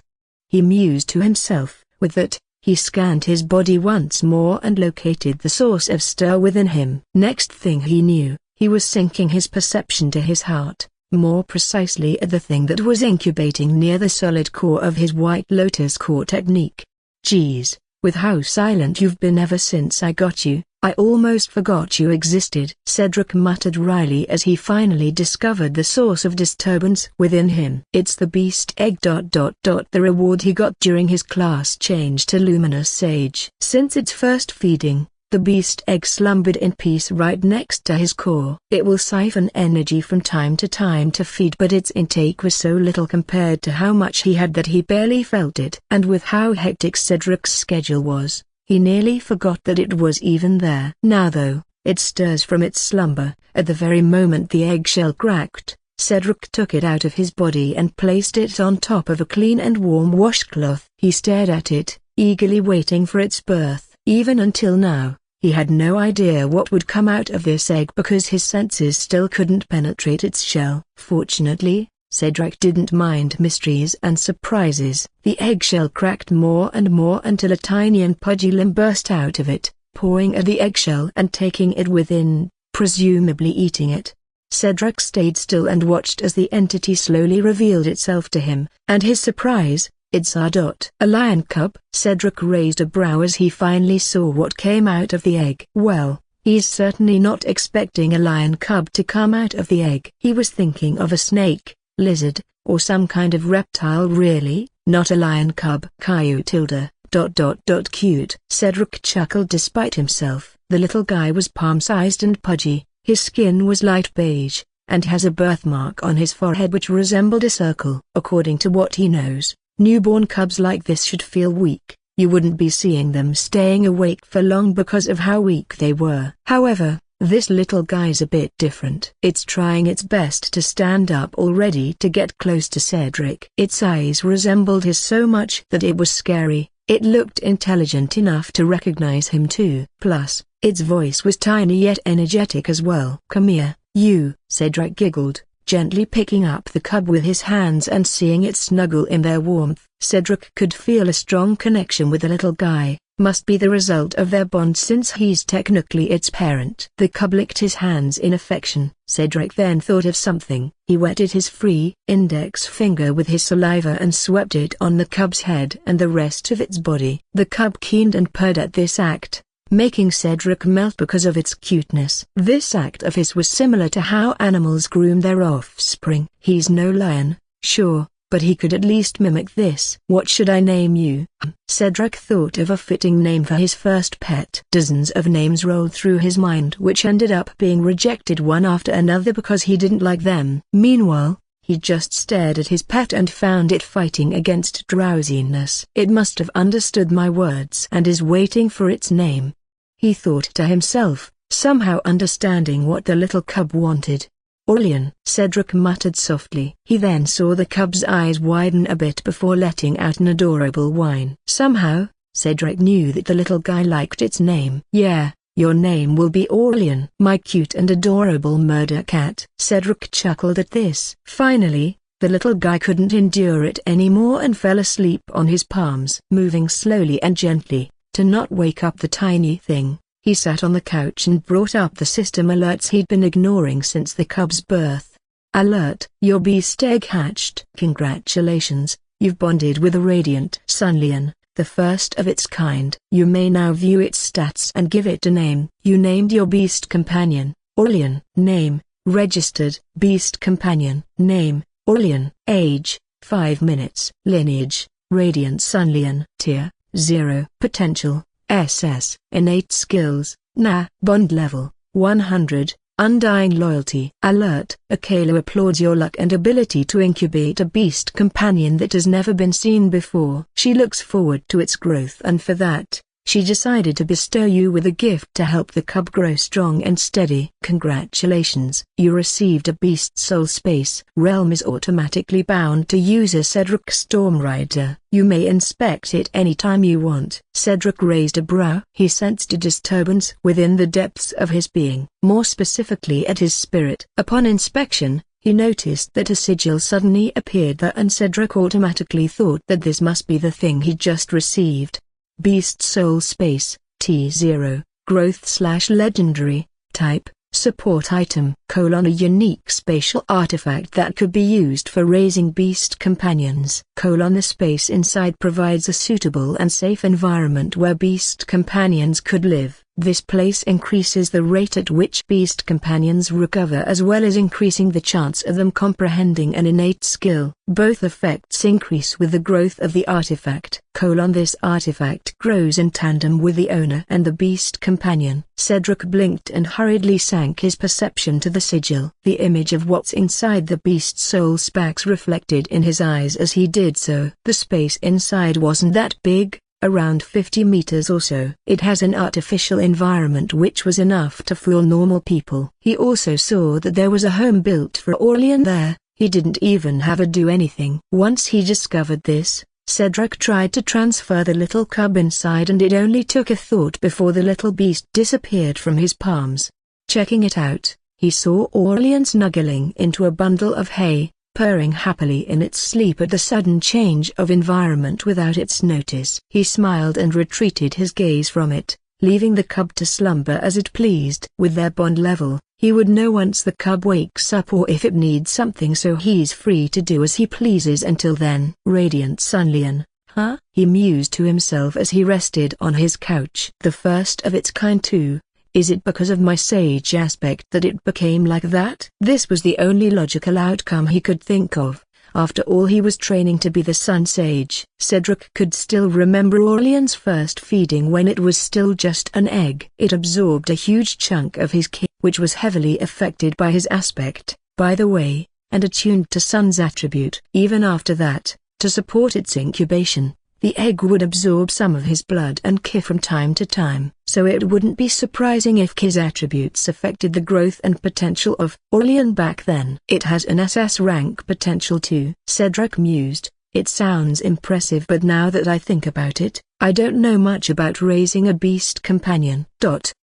Might as well start now. I learn quickly anyway. Cedric shrugged as he began searching for the materials he needed online. Just like that, Cedric spent the next couple of hours having a crash course about beast companions and how to raise them. The materials he learned from came from beast tamers who graciously imparted their experience online. Some of them were paid courses, but that wasn't a problem for him. After all, he had way too many demon souls to spare. Granted that this is his first time being a beast master, of course he wouldn't be stingy. Just from the first course alone, he already knew that Orlean was different from regular beasts. According to this, beast masters must tame the beast first. Keep them loyal, and teach them how to not be hostile to everybody. They said that even if one were to use their efforts to incubate the beast, their loyalties wouldn't go past 10 since they're young, meaning their minds are still underdeveloped. So even if you were to raise them even before they were born, there's no way you'd receive its undying loyalty. But Orlean did, so what's up with that? Well, Cedric could think of a couple of reasons, but the one that's obvious to him is that, unlike regular beasts, Aurelian was much smarter. The gleam of intelligence in its eyes the moment their eyes met couldn't be mistaken. Cedric's skin must have been an excellent food for the cub to develop this way too. All beast companions could reach Tier 9, their innate potential, which was D at the lowest and SS being the highest, determines how fast they'd get there. Similar to humans, the better the potential, the stronger the beast would be. At the same tier, a beast with a D rank potential wouldn't be able to match one that has a C rank potential. Since Aurelian was the first of its kind, Cedric wouldn't be able to find any guides on how to raise him properly. He could only rely on general information and test things to see what would work. Since his bond with Aurelian already reached 100, which means he has its undying loyalty, Cedric doesn't have to think about it ever entertaining the idea of rebelling against him. Its loyalty will never waver, nor would it seek out a different master either. If Aurelian dies, Cedric will receive a serious soul injury because of how deep their bond is. On the other hand, if Cedric dies, Aurelian will not hesitate to follow him. Or maybe it will kill first whoever killed him before dying and following him in the afterlife. Since Aurelian was just a cub, it could only digest liquids for now to satiate its hunger. Once the cub grows out more, he'd need to provide it with a balanced diet to support its growth. As for elevating its strength, beast companions aren't different from humans. Cedric could use demon souls to increase its level or allow it to hunt on its own by taking it with him on his hell dives. There's also a chance for Aurelian to evolve by doing this, but there are no guides out there, so Cedric would have to research that on his own. Overall, raising a beast companion didn't sound too complicated. Cedric should be able to do it even without someone guiding him intimately. Cedric's in the lab right now. He was holding up a glass tube on top of a small burner, shifting its position around to ensure that the mixture inside was getting even heat. His senses focused on the changes happening in the mixture as it came up to temperature. Any shift in its color, viscosity, composition down to how the exact temperature of it was reflected on his senses. Yeah, around this much I think. He mused inwardly as he removed the glass tube from the heat and placed it in a bowl of ice water. He left it there for a moment to cool down while he cleaned up his workstation. Once he's done with that, the mixture cooled down enough to settle the changes it is supposed to have. Cedric then turned on the recording function of the system and said, "Alright, this is test number 13, labeled under Untitled Nutritional Fluid. In this test, I switched the source of fructose from pure apples and added berries. I also lowered the temperature this time to 175 degrees C. Cedric then looked at another system window and said, System remarks still remain the same. It says unnamed nutritional fluid. Effects are unknown but safe for consumption. Well, down the hatch, I guess. Cheers. Cedric sighed before downing the contents of the glass tube. He then smacked his lips a couple of times and hummed. He didn't say anything right away and waited until he noticed a chance on his body. Taste-wise, it's better than the last one. The addition of berries gave it tartiness and mouthfeel. Must be from chemical reaction, I think. For a nutritional drink, this isn't bad at all, especially since we target the market for people who are 13 and above. As for the effects, Cedric checked himself for a bit before continuing. Pretty much the same as the last one. It accelerates the body's metabolism, allowing it to absorb more nutrients for the next hour or so. Since the mixture itself is packed with numerous nutrients, this effect ensures that they will absorbed effectively by the consumer in addition to other supplements that they might think of taking within the next hour. It also improves a person's appetite from what I can sense so far. Must be because of how it tastes. In addition, this also works as an energy drink. These effects received a significant boost from the previous product we made. Cedric eyed the system alerts and saw, unnamed nutritional fluids effect revealed upon consumption. Unnamed nutritional fluid, T0, supplement, packed with all sorts of vitamins, minerals, and nutritional ingredients. It's sweet and tarty. Additional effects, appetite boost plus 7%. Energy boost plus 10%, lasts for an hour. His previous attempt only yielded a 5% appetite boost for the additional effect. This time, the energy boost was added. It's fascinating how minor changes in the recipe resulted in this, but such is the mystery of alchemy. Well, all things considered, it's not a failure, Cedric said to the recording lens, but still not good enough to be launched as is. We need more tests. I'll think of a way to improve the recipe in the meantime. Till next time, I guess. With that, Cedric turned off the recording and sighed. He then sat at the nearby chair and rested his back on it. He removed his safety glasses and closed his eyes for a bit. He mentally dismissed the alerts he received that stated his alchemist subclass gaining a level or two. All things considered, Cedric wasn't going all out just yet. If he really wanted to, he could order a bunch of expensive ingredients and follow recipes online to really grind his levels in alchemy. However, Cedric's not really looking for quantity here. Unlike others, he didn't take the alchemy subclass just to increase his skill set and hope for better status and pay in the lifestyle guild. He doesn't lack funds at all. In fact, that's the least of his problems. He took the alchemist subclass because it would play a huge role in his future plans. He's aiming for quality here. That's why he's trying to improve or create his own mixtures and concoctions instead. This is a much better use of his knowledge and skills. In addition, it also conditions his mind to maximize his advantages because he will surely need it for his future. Cedric opened his eyes and after clearing his mind, he then stood up, removed his lab coat, and left the lab after ensuring that it was clean. He then moved to the gym and stretched his body a bit. Tilde. That's when he heard Aurelian calling out to him from the sigil of the beast's soul space. He smiled and brought the little guy out. The tiny thing appeared on his palms, stretching and hopping with energy. From what he saw, it grew a bit while resting inside its home. What's up, buddy? Hungry? The little thing let out a whine of agreement and Cedric chuckled. What would like to eat then? Or milk?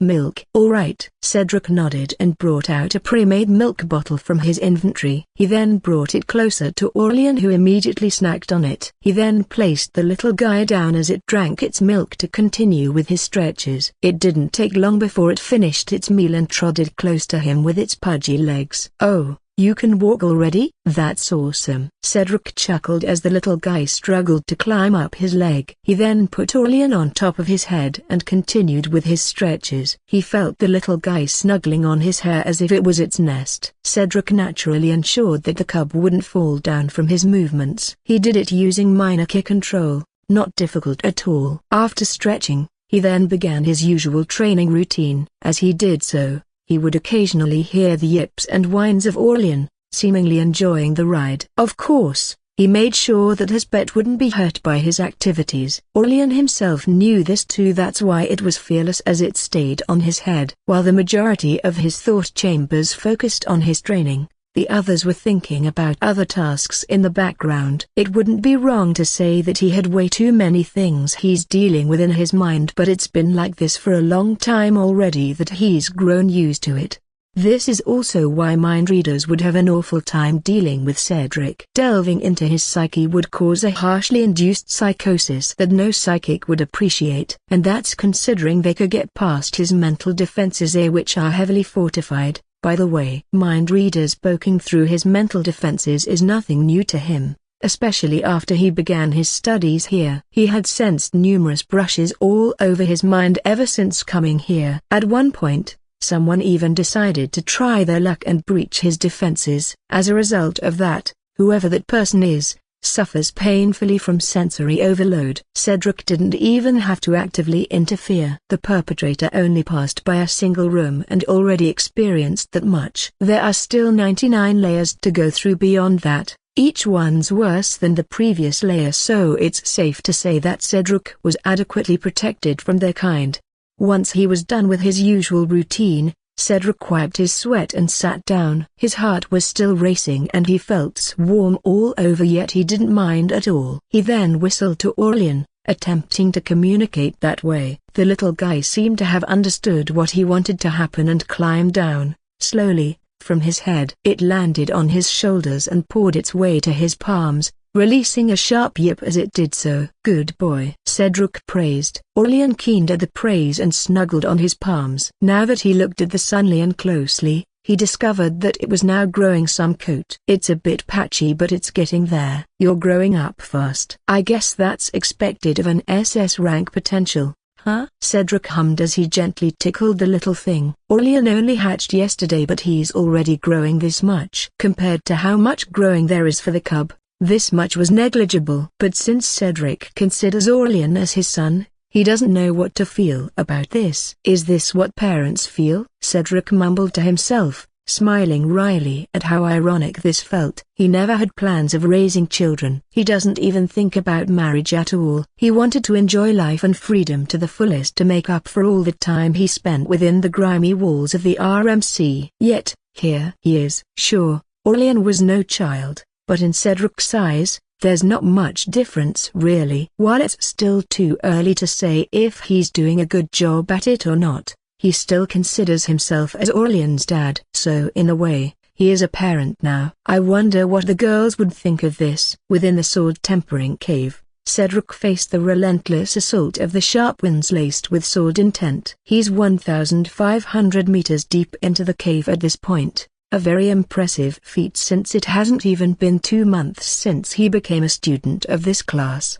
Cedric alternated between enduring and confronting the breeze coming towards him, allowing it to temper every aspect of his sword skill, ensuring that he was getting the full experience here since this was the only place available to him where he could practice his sword. Even at his dorm, Cedric was careful not to go all out with his sword intent in fear of damaging it. After all, he's only a temporary resident there. Sure, he did apply several formations in the training area of his dorm but even they could barely keep intact after a single full-powered swing from him. That's why he's only releasing his entire strength within the cave since this place could endure his blows. At this stage, Cedric's sword intent was already having a minor effect on reality whenever he manifests it. It's still invisible to the naked eye but if he wanted to, he could let everybody feel just how sharp and unyielding his sword intent was. Whenever he releases it, an invisible shroud that distorts the space appears in the area where he released his sword intent. Most of the time, it's focused on his sword, however, he also douses his entire body with it sometimes. Cedric has lost count of how many times he felt hurt by the strong and sharp breeze within the cave. His sword intent experienced numerous cycles of destruction and refinement because of it, and each time it experiences a cycle, it comes back just a bit stronger than before. That's the cruel but effective way the cave helps someone temper their sword intent. With how much tempering his sword intent received, Cedric could feel that he was inching closer and closer to forming the sword heart. Whenever he sank his senses into his sword intent, he could already feel the shallow seed forming within. It's like when he's still condensing his hollow core of the White Lotus core technique. There's still some work left but he's nearly done. Once he achieves the sword heart realm,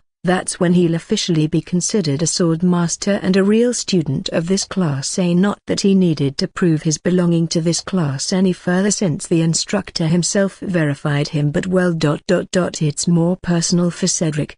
While Cedric does know a few faces here and there, he never had a real interaction with the stars of this class. At most, they exchanged looks and pleasantries but no more than that. He understood that they were busy and had no time to socialize, and that they had a goal that they wanted to pursue. Cedric wasn't seeking their validation or attention either, however, it would be nice to at least have some friends here if it's possible. After all, they're classmates. No. And even though Cedric wasn't able to interact much with his classmates, that doesn't mean that he's ignorant about them. What use does he have for his hearing if he's not using it to eavesdrop on conversations? In total, there are 30 students in this class including him, official ones, that is. As for the unofficial students, the ones proving their worth at the plaza, there are at least 50 and that number increases from time to time.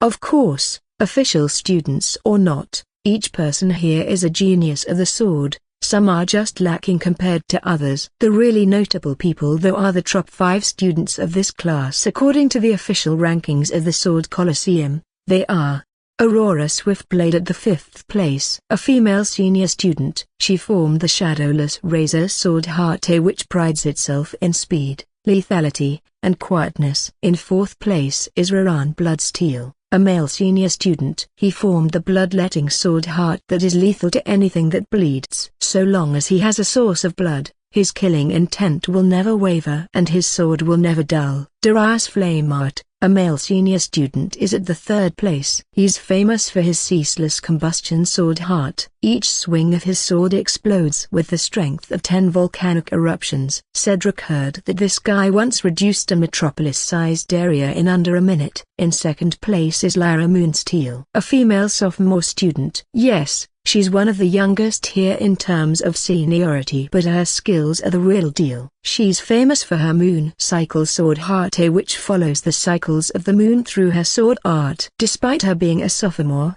she is deeply respected by her classmates because of her talent and skills. And finally, in the first place, we have Cassius Nightfall, a male senior student, famed for his withering night sword heart that saps all life it touches. Any life he harvested using this, he could control as he pleased. It is said that even a graze of his sword could drain hundreds of years of someone's longevity. Ain't that just terrifying? Cedric had seen these people once or twice during his time here. However, because of their status and fame, they're a bit difficult to approach, not because they're arrogant or whatever. People just feel embarrassed or inadequate to hang out with them. At least, that's what Cedric understood so far. As for himself, he didn't even try. He's an ant compared to these people. Even Lyra, who's only a sophomore, already reached tier 9 recently. He wasn't disillusioned that they would pay attention to him. They might have heard his name in passing, but he's not worthy of their attention just yet. These people also receive the full attention of Instructor Arak. He would often give them lessons to help them increase their strength so that they could walk the sword path even further. Don't be mistaken.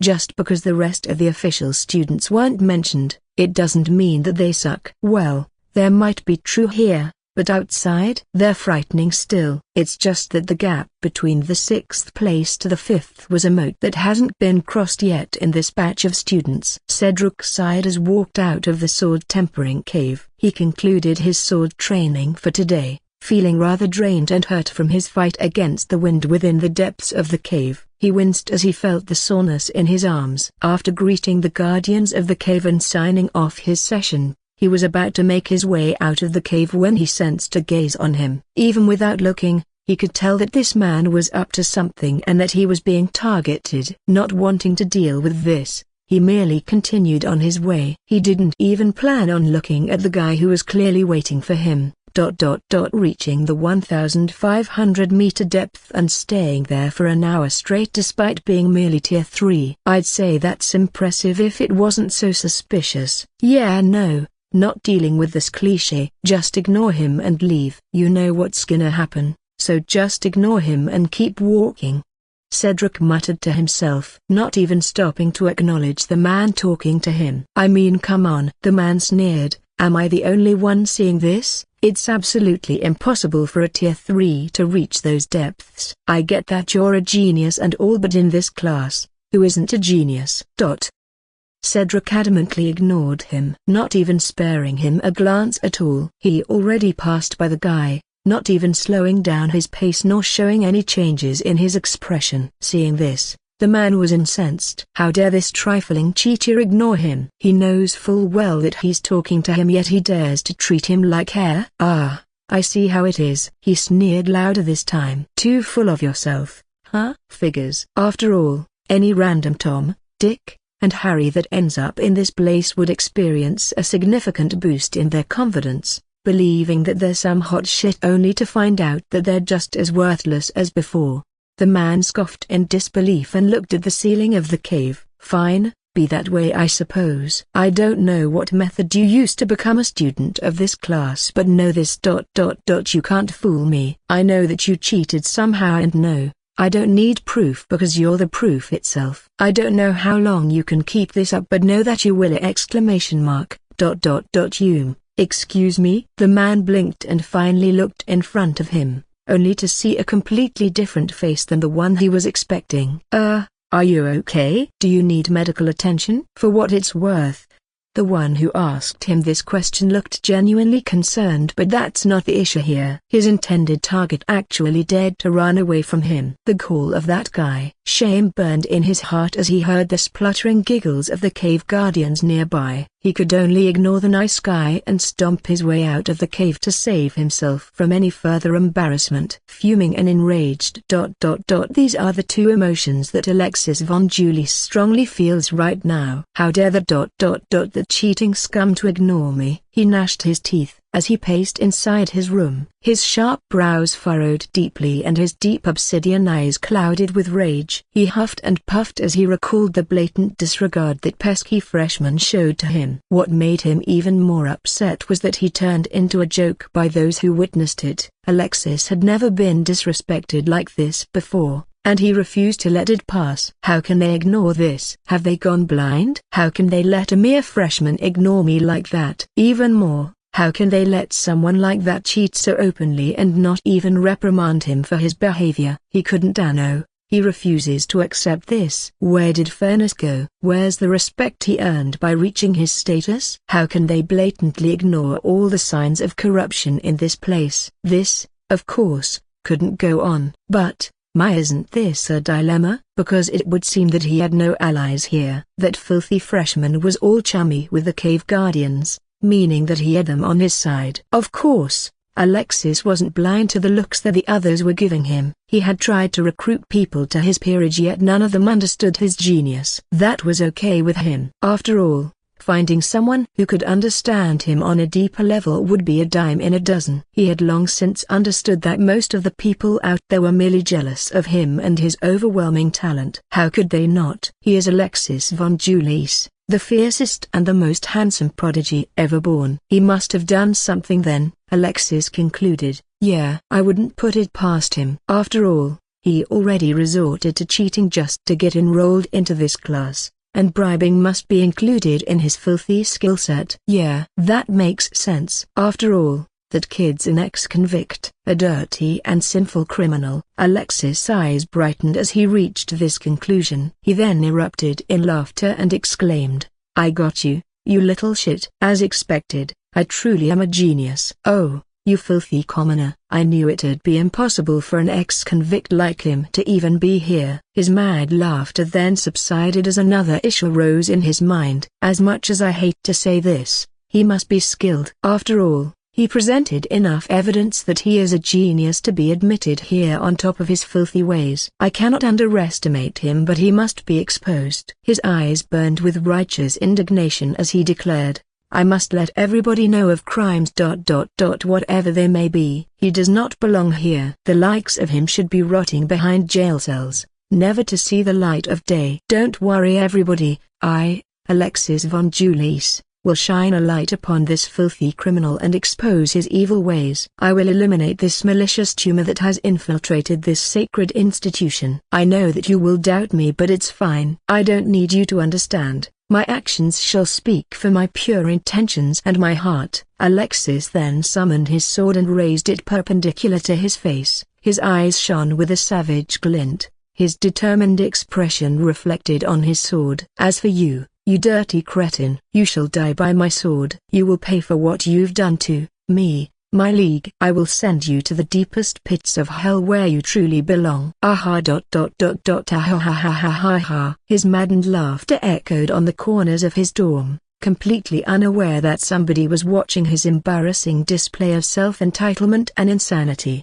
Aku. Sniff. Cedric shook his head and shivered a bit. He looked around and released his field of senses to check if someone was plotting near him, but didn't find any. Weird, he muttered to himself. It's not colds, I'm sure, since I'm immune to that. Somebody must be talking behind my back then. Is it the girls? Cedric hummed as he continued walking on the market while checking some goods. He's here to buy groceries and maybe search for interesting products. Speaking of the girls, Erica and Chrissy just left yesterday along with the rest of their team. They said that they were off to another outer world expedition. And even though they spent the entire yesterday snuggling under the sheets to make the most of their time, Cedric already misses them. He's worried, of course. After all, we're talking about the outer world here, a place that had been conquered and corrupted by the demons long ago. There are all manner of dangers out there that will threaten their lives, and even though their team is strong enough to handle what comes their way and they're sensible enough to not bite more than they could chew, he still couldn't help but be worried. Cedric admits that he had gotten used to Erica and Chryse's presence. Before he knew it, they already become very important to him. And even though they never discussed it, adamant that they're still fairly young and that they shouldn't put too many responsibilities and commitments to themselves, he already sees them as his future wives. He wouldn't tell them this for now because he didn't want to pressure them, but yeah, wives. That's why he gave them a couple of items that would, hopefully, make their time out there easier and bring them back safely. The girls told him that their mission would take a month at the very least. It's subject to extension depending on the requirements of their department and any further developments in the field. He knows that if he threw himself into his training, days would pass by quickly. However, he feels that a month is still too long. Shaking his head out of his reverie, he decided to go home. He didn't see anything that piqued his interest in the market aside from what's on his grocery list, so there's no need to stay here anymore. Whistling a tune as he made his way toward his dorm, he suddenly stopped and his expression crumpled. TCH. It's this guy again. Yeah, number. Not dealing with you today. Thank God for his field of senses, otherwise he would completely bump into this blabbering idiot, which would certainly ruin his day. He's referring to the guy who tried to insult him a few days ago during class. Cedric doesn't know his name and he's not interested to know, but he could certainly spot an asshole if he sees one, so he calls him that. From the feedback he received from his senses, he could tell that the guy was searching for something. Focusing slightly on him, he could almost hear his thoughts. Oh, joy. Cedric deadpanned inwardly. He's looking for me. God, if you're the... why hast thou forsaken me? Why would you let his shit stain perceive me? What did I even do? Groaning, he shook his head slightly. He really didn't want to deal with this guy. So, he drifted his path just to make sure that their paths wouldn't cross. He minimized his presence to a point where he seemed no different from a mortal.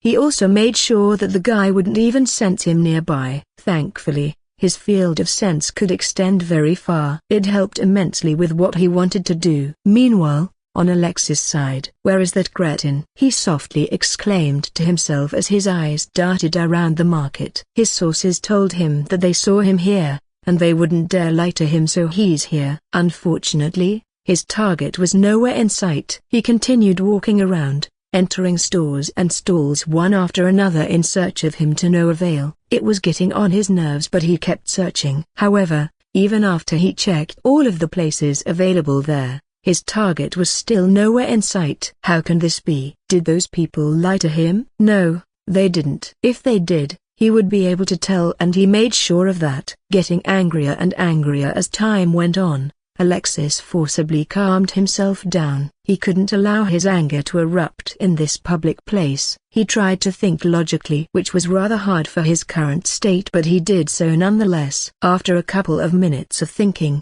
his eyes suddenly brightened when he came to a conclusion. How could I have been so blind? He has allies. How did I not think of that? That guy's brain is too small to do all this, so he must have formed a group of like-minded fools to help him achieve his evil plans.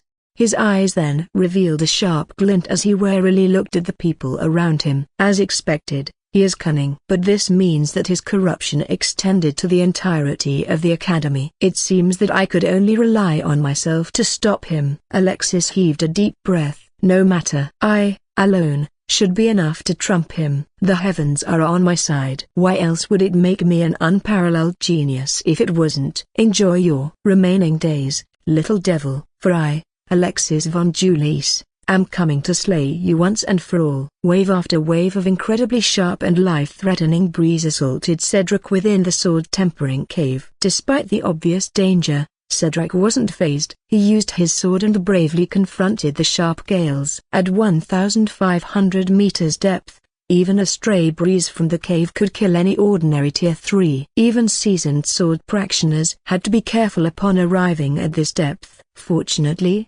Cedric wasn't ordinary at all. His sword intent billowed and sliced the gales apart. Not all, but some. After all, The currents have gotten considerably tough and sharp due to the source of sword intent at the very depths of the cave infused in them. Still, despite struggling, Cedric wasn't cowed. It's dangerous, yes, but so was confronting demons who didn't hold any inhibitions. Between this and that, there's not much difference in terms of danger, and if this was sufficient to scare him, then he didn't deserve his title as the Son of Heaven. As he clashed with the strong and continuous wind currents, comprehension blessed his mind. Aside from honing his skills even further, this confrontation was also deepening his understanding of himself as well as his sword. Little by little, the path to Sword Heart Realm was being revealed to him. He's getting closer and closer to his initial goal. As exciting as this idea was, Cedric didn't dare to celebrate too early. He remained calm and logical until he steps into the Sword Heart Realm.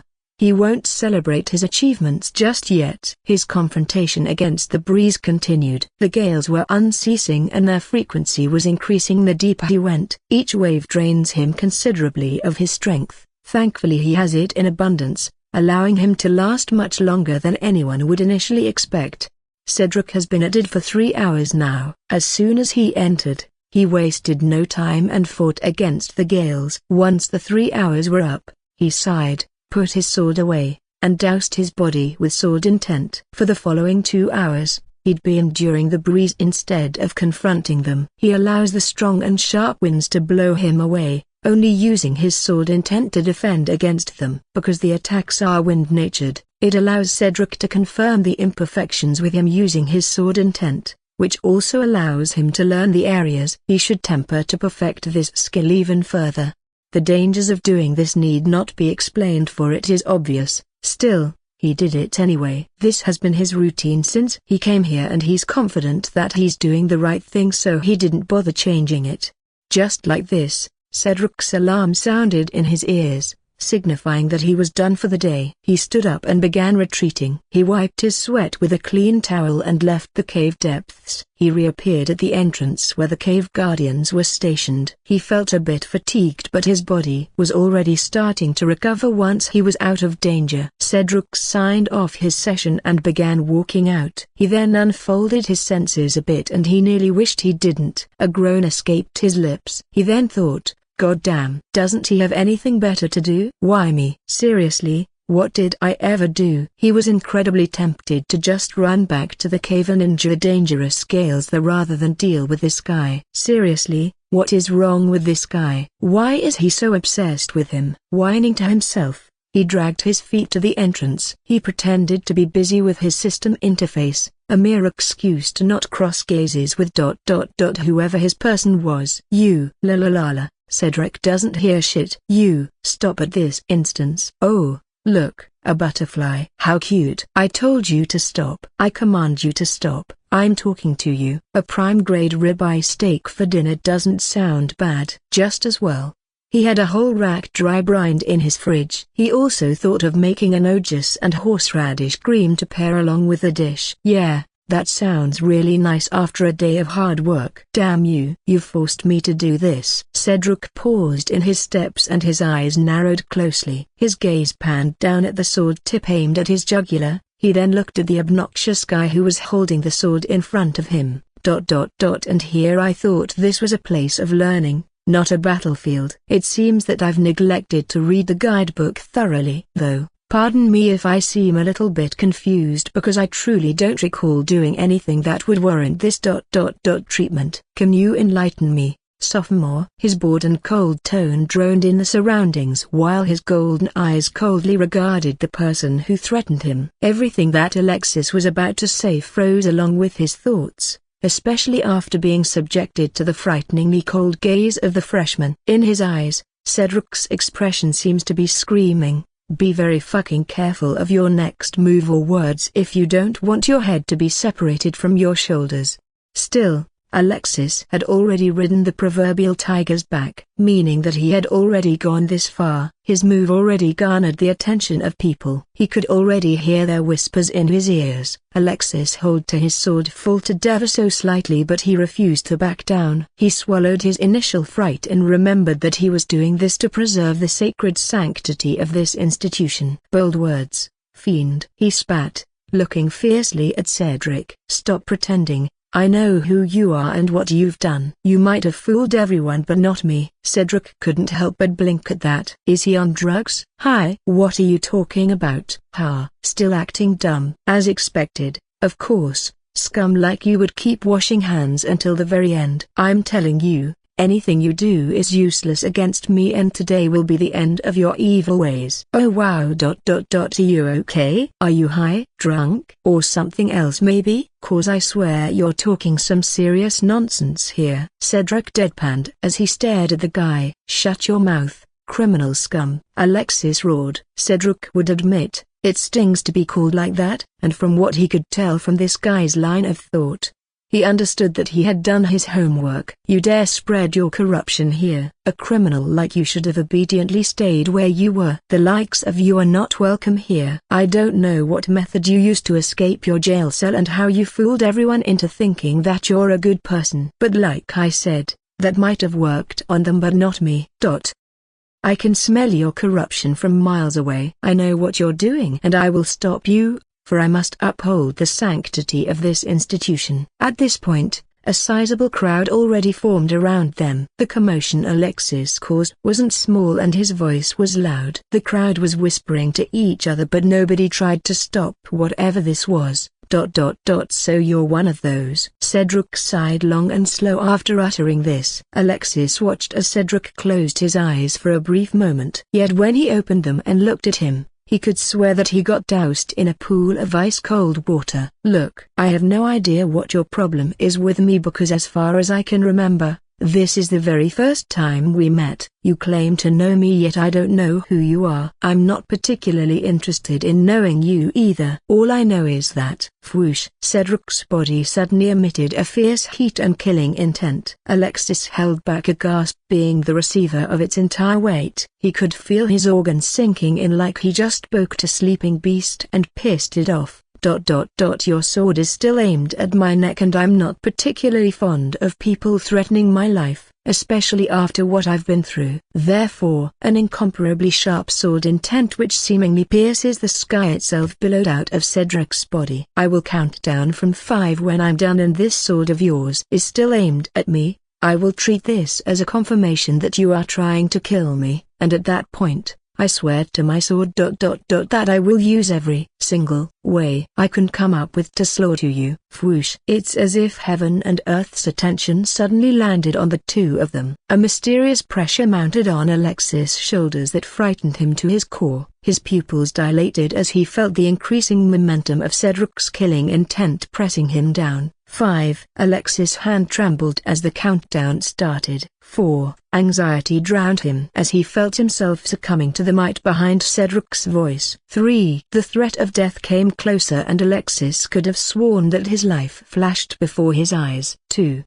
Alexis shrieked in fright as he hurriedly dropped his sword. At the same instant that the killing intent receded like the tide, he ran away out of fear of what Cedric could do to him. "You have to believe me, honorable instructor. This man, this devil, he's corrupting you all. He's a tumor that needs to be removed from this institute. He's a danger to us all. Don't you see it?" Within Instructor Uruk's office, Alexis exclaimed in hysteria. His eyes were red and his body shook from heightened emotions. He wasn't alone, of course. With him was the guy he's calling the devil, Cedric, 30. And more importantly Uruk himself. All three deadpanned at the hysterical man, inwardly shaking their heads in disbelief. Cedric didn't even want to be here. Unfortunately, the commotion they caused was too huge, so Uruk had to intervene. But seeing as how the instructor was reacting to this whole issue, Cedric knew that he had nothing to worry about. "I urge you to wake up,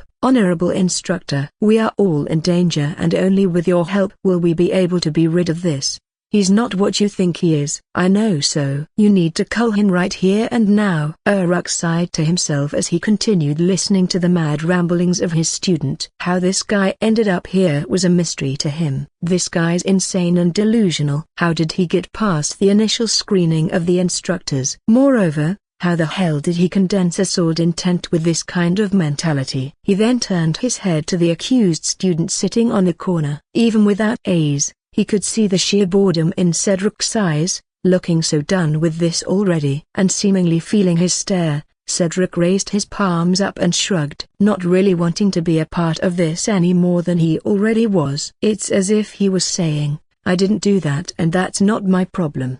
Beside him, 30 muffled his giggles. Another sigh escaped Eric's lips. He could still hear the continuous ramblings of the insane guy, and honestly, he's tired of it. He had been asking for Alexis proof of his statement for 30 minutes now, but all he received was dramatic speeches that seemed incredibly rehearsed. And as much as he wanted to smack this guy in hopes of waking him up to reality, that might complicate the situation, and he didn't want more paperwork, so he could only delegate this problem to someone else.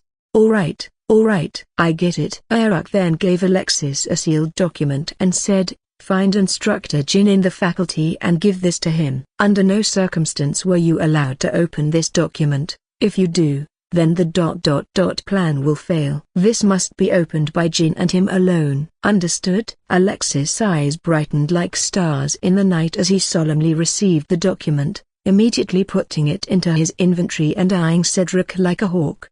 Ha! You're done for, demon. Wait until Instructor Jin receives this. Your evil reign will end soon. Alexis snarled at him before leaving the office in a hurry. To this, Cedric merely rolled his eyes in contempt. Once the crazy guy left the office, all three men released a sigh. I'm hurt. Cedric suddenly broke the silence. Does Sir really think that I am a devil? Have I really corrupted all of you? Oh, woe is me. You even sent him to another instructor to ask for help. His dramatic words caused 30 to giggle and Eric to snort in amusement. Nah, man. He just doesn't want to deal with that crazy guy anymore. That's why he sent him to Instructor Jin, 30 revealed. You see, Instructor Jin is the head of the medical department of the academy. The document Master gave away will ensure that Alexis wouldn't return to this class unless he receives a clean bill of health. Wow, my youngest student really just called me irresponsible in front of my face. I'm offended. Eric light-heartedly chided as he took a sip of his warm tea. I didn't lie,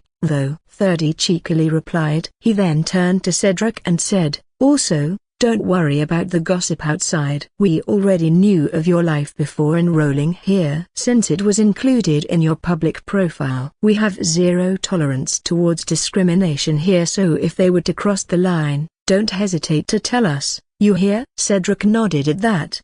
Besides, the only status that matters in this place is the student and instructor status. Any identities you have outside of the academy become invalid here. That's public knowledge, so your peers shouldn't make it a big deal. They'd probably gossip about it for a bit, but with time, it'll eventually disappear, so endure it. For now. Cedric shook his head in amusement. He's just glad that Alexis has been dealt with. That's one less troublesome person for everybody in this class. Still, what's that guy's deal anyway? He's too absorbed in his delusions. How was he even allowed to enroll here? This is what confused Cedric, because aside from identification to confirm one's citizenship, anybody who enrolls here must also send a medical clearance as one of their requirements. Alexis was clearly not right in the head, so how come he got past the screening? No clue. Eric replied, but personally, I think that his insanity was recent. After all, I've talked to that child before and I could swear he wasn't like that. He's arrogant,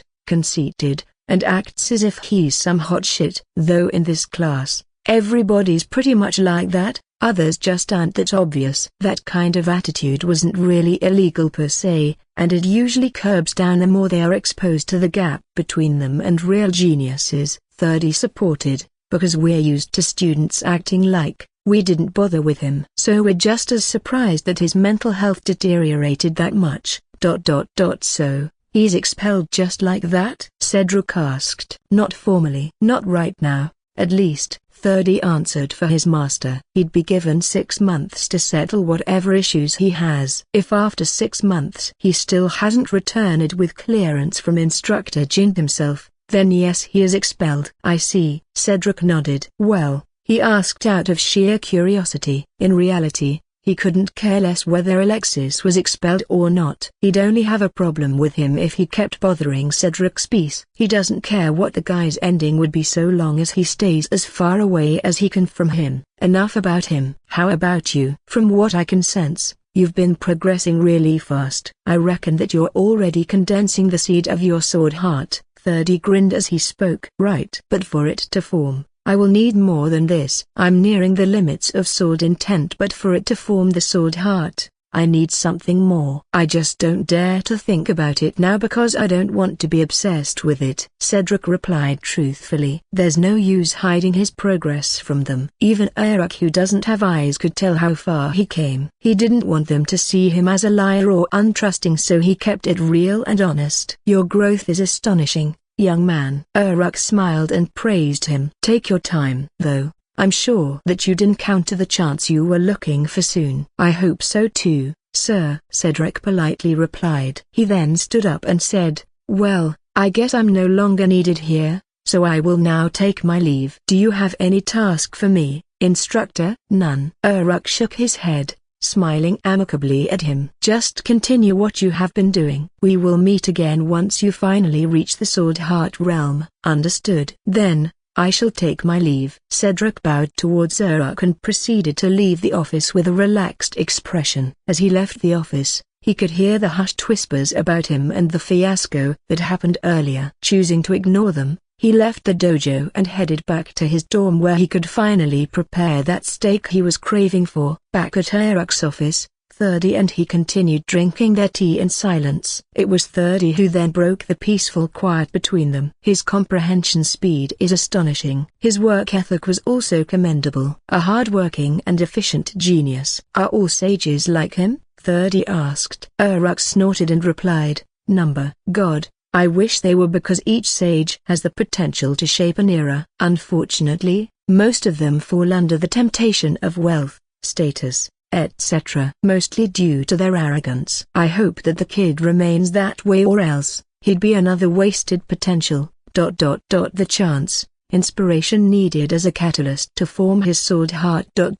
When you said that he'll encounter it soon, you're referring to that event that freshman students go through, right? 30 asked his master tentatively. Maybe. Eric mysteriously replied, I mean, it's certainly a chance. However, whether it'll be enough or not, that would depend on his luck and determination. I see. 30 nodded. He then looked outside and got lost in his thoughts for a bit. Well, I hope so too. I'm a bit excited to see what kind of enlightenment a sage will have in the realm of swords. Profile. Name, Cedric Stormrider. Age, 21. Race, Human 2. Classes, Luminous Sage, Main, Demon Slayer, 2nd, Alchemist 5100ths, Sub-Level, Tier 3, LV.9. Titles, Son of Heaven, Master Smith, +4. System Authority, LV.8. Companion Beast, Orlean, Radiant Sunlian, T1 LV.3. Aptitude,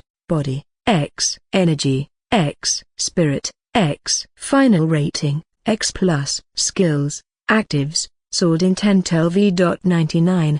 Kickboxing, M. Iron Skin, M. Multi-Stab, M. Air Hop, M. Light Speed LV.75, Dispel, M. Passives, Elementary Sage Physique, U. Sage's Perception, U. Education LV.120, Demon Law, M. Slayer's Mark LV.25, Sage Arts LV.90, Marksmanship, M.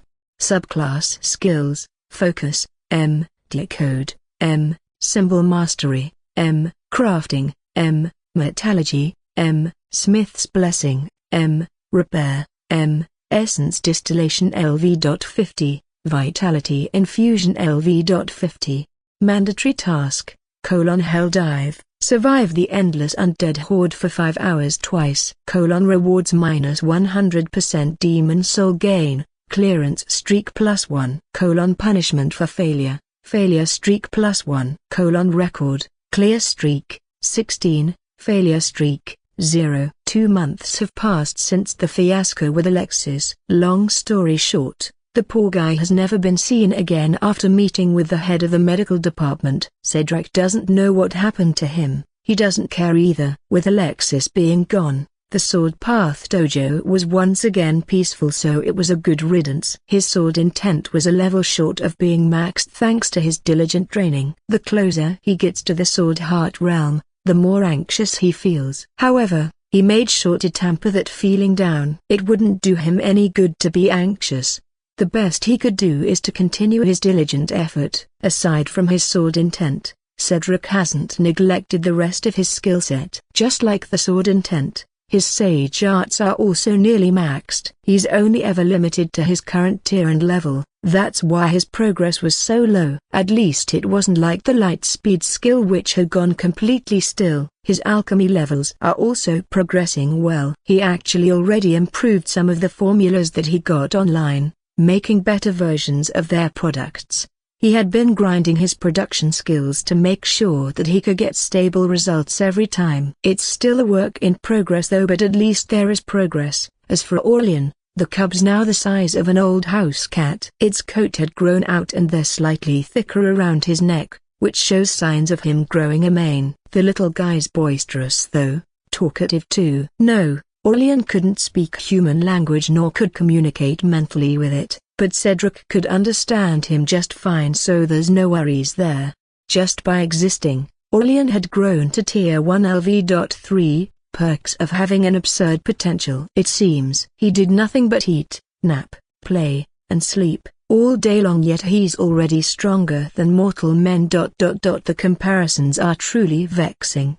Luckily he's cute. Currently, Cedric was doing his morning exercise when all of a sudden, he received an alert from his system. It was a general message sent to the freshman students coming from instructor Orion himself. A serious expression appeared on his face because he knew that this was important. He sat on the ground and opened the message to read it. To freshman students from Instructor Orion: Good day, freshmen. I have an important announcement that you all should hear in person. Please arrive at the Central Plaza at 4 p.m. in the afternoon for this meeting. If this conflicts with your academic schedule, please know that you'll be excused. Just inform your instructors ahead of time. Ps. You are obligated to attend this meeting.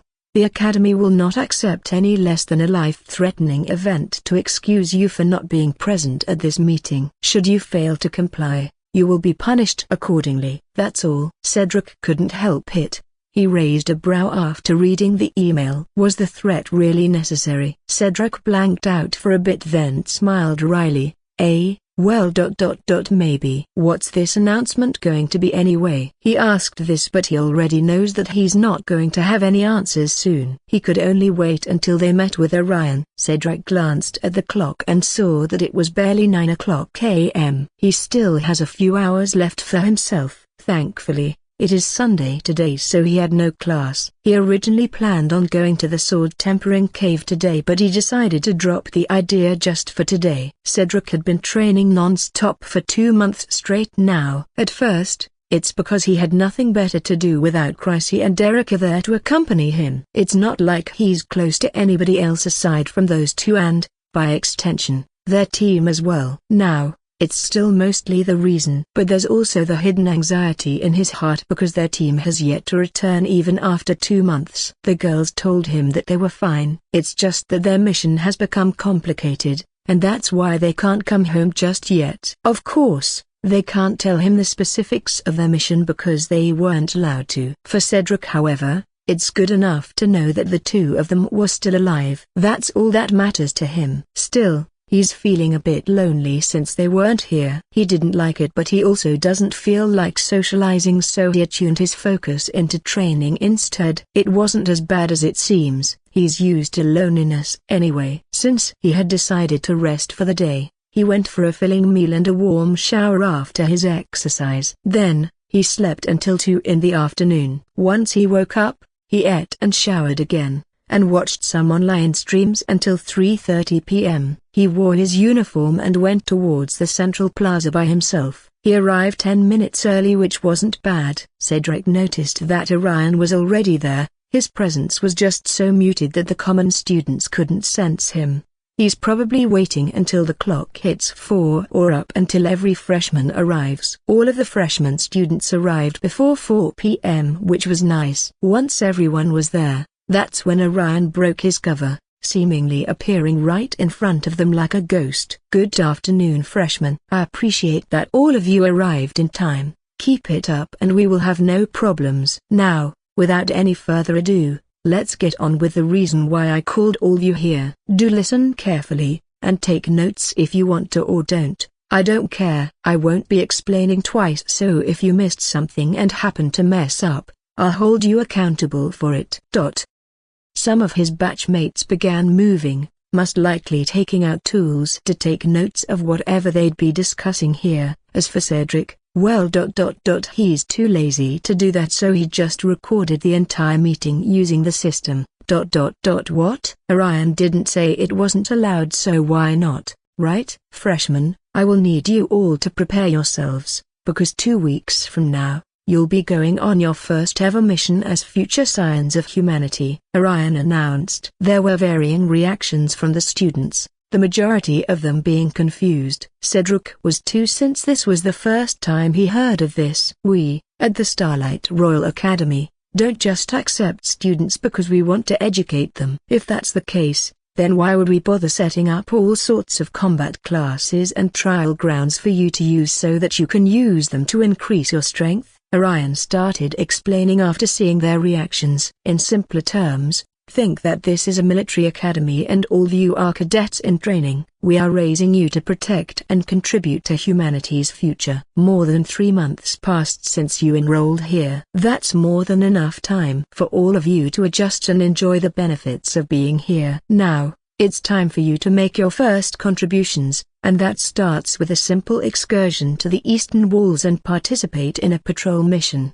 Cedric caught the tumultuous changes of some students' expressions at the mention of the Eastern Walls. He couldn't blame them. After all, this simply means that they're going to the front lines. This trip will last for 2 weeks and you are mandated to participate. And if you're thinking about using legal means to escape this, I'd advise you to reread the agreement you signed. The only way for you to refrain from participating is by being dead, so don't even think about it. Orion paused to let his words sink into them. Then, he continued, more details of the patrol mission would be discussed upon our arrival there. For now, I sincerely advise you to make sufficient preparations for this trip, because if you're careless, you might just be there. That's all I have to say. In 2 weeks' time, I expect you all to be ready. And just like that, Orion left the students to their own devices. Orion's announcement caused turmoil for freshman students. Well, most of them at least. Some of them knew it was coming, they just don't know when. Well, now they have the answer to that. Yet despite expecting it to happen, they were still surprised nonetheless. In the grand scheme of things, their mission was simple. Wasn't it just a simple patrol mission? How bad could it possibly be? However, these people grew up listening to stories of how terrible the outer world was. News flashes of outer world exploration teams returning beaten and battered from their mission always make the headlines whenever they occur. Their stories, the horrors they faced, the sheer difference between this continent and the rest of the world, and how they're grateful to be back, even to the extent of sobbing in relief.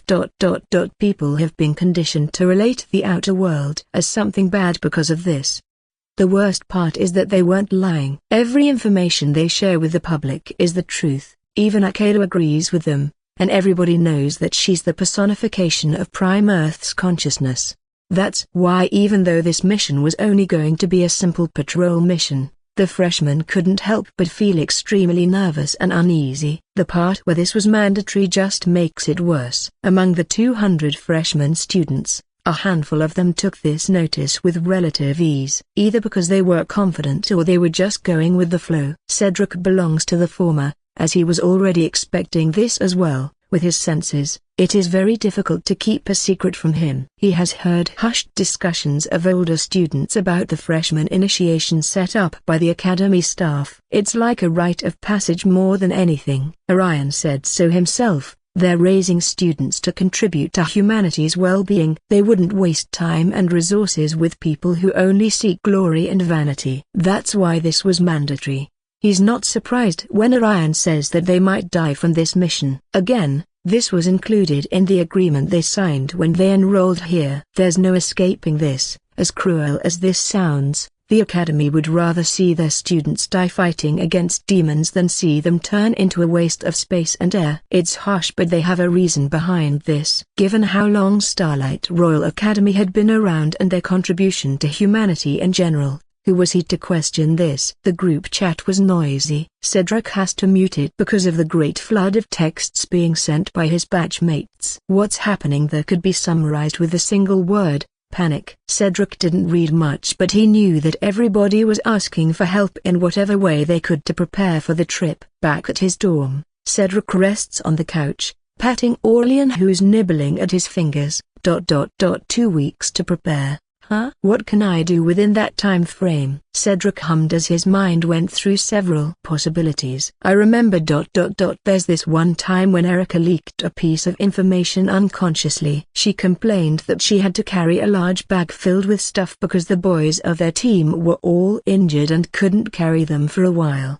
Although she didn't elaborate, I have a theory as to why she said that. He muttered, I think that the Akela system becomes less effective the deeper you go in the outer world. Her influence couldn't reach that far because the demon race claimed the lands for themselves and subjected it to their rule. Why else would she need to carry a lot of things when she has access to the inventory? There's no way she could have forgotten that function even in a stressful environment like that. So that must mean that at a certain distance away from humanity's civilization, the Akela system becomes less and less useful. Nobody could confirm this theory for him right now, but he had a feeling that he was right, just like with most things. Would my strength be affected too? I mean, a bulk of it was only possible because of the system. If the system's being affected out there, then it's safe to say that I would be too. No, this is another problem for Cedric. Sometimes, being too perceptive has its own downsides.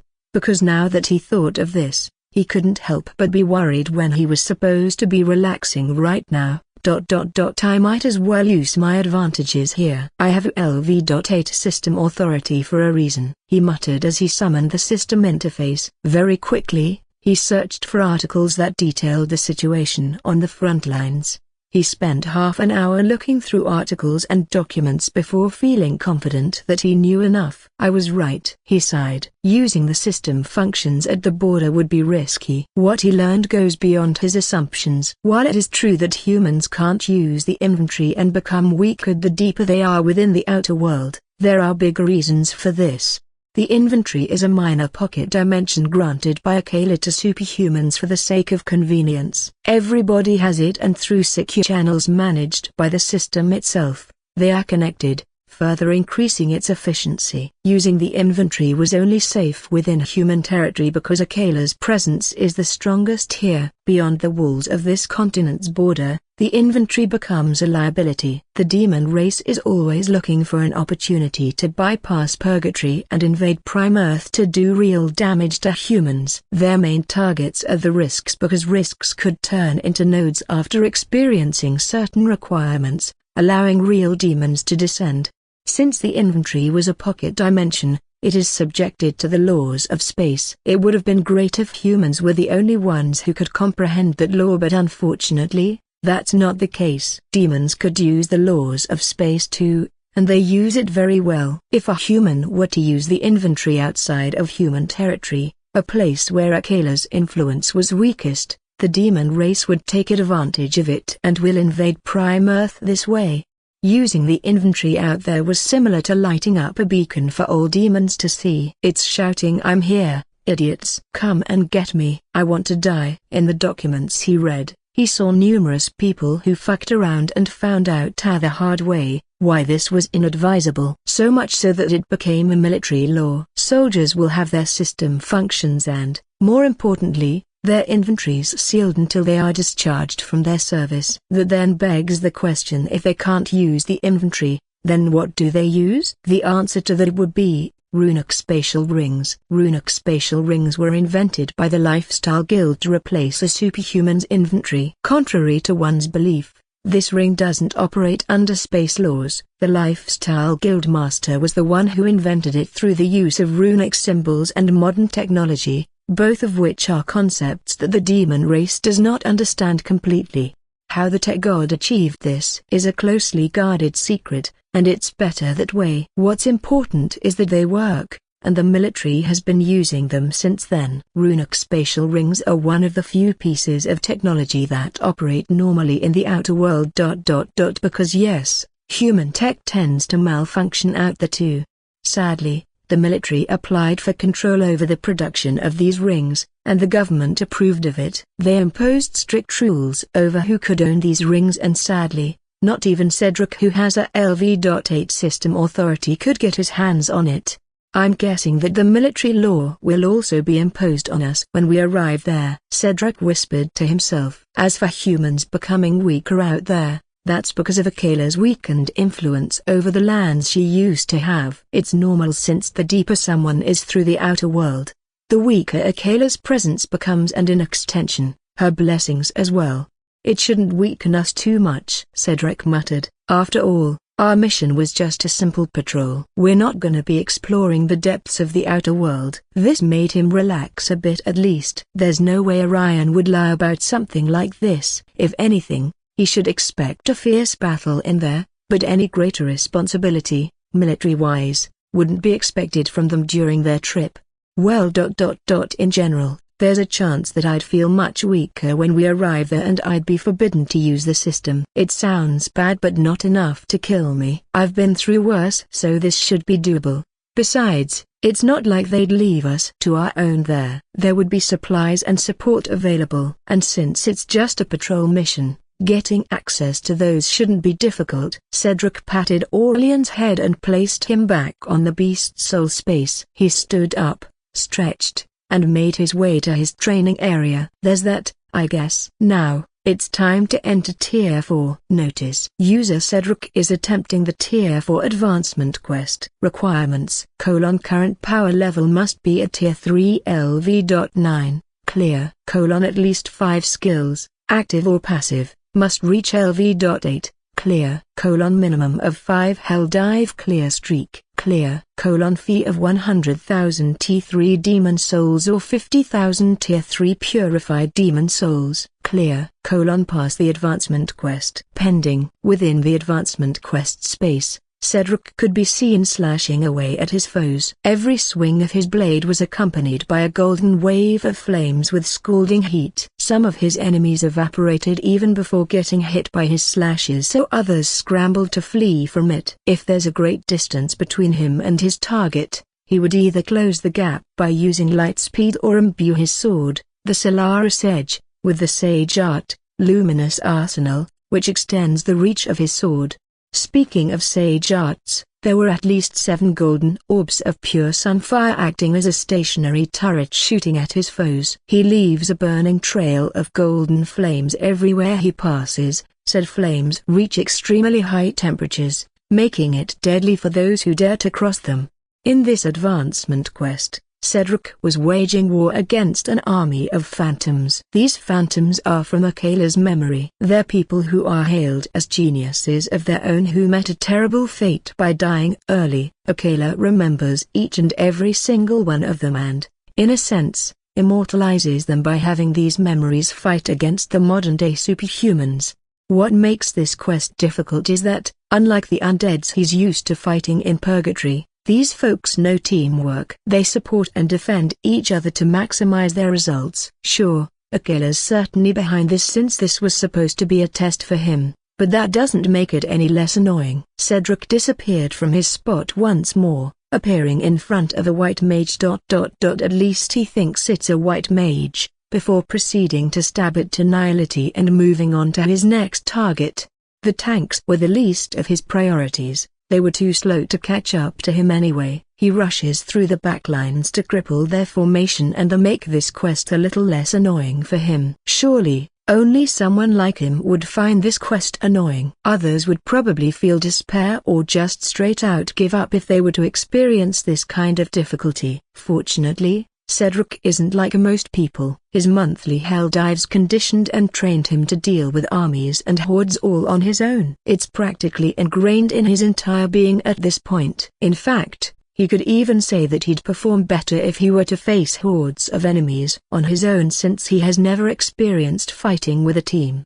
Still, despite being annoyed, Cedric progressed steadily through the quest. This was a smelting trial in a sense. Akela was testing if he was still sharp, and he was. His edge never faltered even when faced with a seemingly impossible task. Actually, this was much easier compared to his hell dives. Sure, their teamwork was annoying, but Cedric could use that to his advantage as much as it was an advantage for them. Their teamwork makes them predictable, troublesome still, but predictable. Since he's used to fighting armies all on his own, Cedric no longer counts the amount of enemies he has killed so far. If it's breathing or still moving, then it's not dead. It should be dead. That's the logic that he follows whenever he does his hell dive, and it's applicable here as well. Eventually, Cedric found himself standing alone in the middle of a destroyed field. All of his enemies evaporated to nothingness already. As he waited there, expecting more to come, he was surprised to hear the announcement of the end of his advancement quest. "Oh, is it over already?" Cedric blinked as he looked around. Since the phantoms didn't leave bodies behind, it felt weird to him. And to his astonishment, he discovered that he didn't even sweat from this. He also didn't spend as much energy as he thought he would. There's plenty more in his tank that could allow him to do another round of this, but that's unnecessary. Congratulations, User Cedric. You have cleared your Tier 4 advancement quest with flying colors. Please prepare for your evolution. The system's flat and emotionless voice echoed in his ears. Cedric returned Solaris Edge from where it was stored and sat down to wait for the start of his evolution. It didn't take long before energy started accumulating above him. Cedric took a deep breath and focused. That's when the energy descended to him, and his body immediately began devouring it. Bump, bump. His heartbeat turned thunderous over the sheer density of this energy. His blood furiously rushed to every corner of his body and ignited the accumulated potential he had gathered so far to start his evolution. A bright golden light erupted from the depths of his body. The sigil, which represented the aspect of the sun, roused from its slumber and served as a guide for Cedric's evolution. Meanwhile, the white lotus core in his heart started revolving like crazy. It spun too fast that it caused a cyclone which drew the energy towards itself. Just as Cedric expected, he's going to have a double breakthrough this time. One was his evolution to Tier 4 and the other was his white lotus core going from the solid core stage to the glazed core stage. Cedric could literally feel his strength rising. His body was bursting with raw power, his mind was buzzing with activity, and his spirit was pulsing with life. All aspects of his being were being elevated to a whole new level with this evolution. As this process continued, Cedric suddenly found himself arriving at an empty space. He didn't know how he got here or where this was. In fact, his mind was hazy at this point due to the evolution process, so it's his subconscious who arrived here. Cedric began hearing sounds, but he couldn't make out what it said. He could feel strange sensations, but they're foreign to him. He could see something happening in front of him, but he couldn't see it properly. Even with the strength of his senses, he couldn't decipher anything that was happening around him. His subconscious thoughts became chaotic. He felt as if he understood something yet nothing at the same time. It was truly bizarre. This phenomenon continued for a while before his consciousness suddenly jerked away and he was brought back to reality. As he adjusted to his present state, he nearly suffered from sensory overload. Everything became too much for him for a brief moment before his entire being started adjusting to it. Once he felt comfortable, he opened his eyes and released a long sigh, which caused a trail of smoke that slithered like a snake as it left his mouth before dissipating to nothingness. If the first 3 tier advancements brought a qualitative change in someone's strength, then the tier advancement beyond that improves a person's overall quality as a human being. This evolution goes beyond just increasing someone's explosive strength or speed. Cedric would have those still, but that's not the important part. It raises them to something more than a mortal. At this stage, It's no mortal illness or disease can have an effect on him. It's already like that when his physique evolved, so the evolution this time just increased his immunity to debilitating ailments even further. It also brought a whopping 200 years of increased longevity to him, meaning that even if he becomes stuck in this stage, then he could live for more than 300 years still searching for a way to break through. That time was long enough for kingdoms to change. There's that, and also the advancement of his White Lotus core technique, which now reached the glazed core realm. The glazed core was at the size of a pearl. Previously, it was the size of a baseball after Cedric's constant accumulation, but it shrunk now he made a breakthrough. Don't be mistaken, this core didn't get weaker. It's the opposite actually. It became much stronger since it was compressed. Compared to the solid core, the glazed core looks crystallized and is capable of revolving by itself. This breakthrough massive increased the amount of ki Cedric could store and use. In turn, he could supercharge his skills if he wanted to do more damage. Overall, there was no accident here. Cedric evolved and broke some of his mortal shackles. Not all but some. And that's more than enough to bring a qualitative change to his entire existence. Clenching his hands and feeling the raw power coursing through his veins,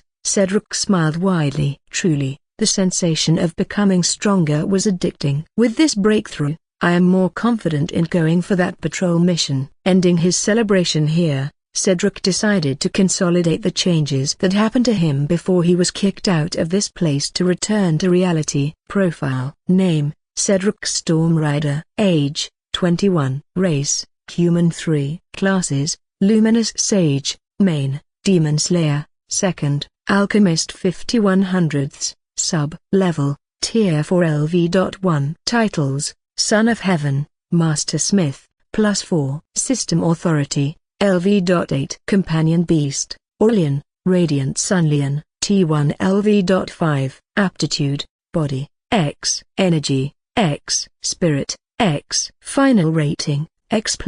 Skills: Actives, Sword Intent LV.99, Kickboxing, M. Iron Skin, M. Multi-Stab, M. Air Hop, M. Light Speed LV.76, Dispel, M. Passives: Elementary Sage Physique, U. Sage's Perception, U. Education LV.120, Demon Law, M. Slayer's Mark LV.25, Sage Arts LV.90, Marksmanship, M.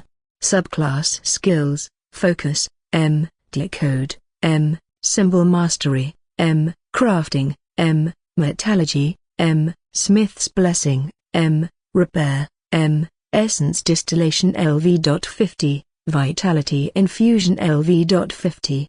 Mandatory Task: Hell Dive, survive the endless undead horde for 6 hours twice. Rewards: -100% Demon Soul Gain, Clearance Streak +1.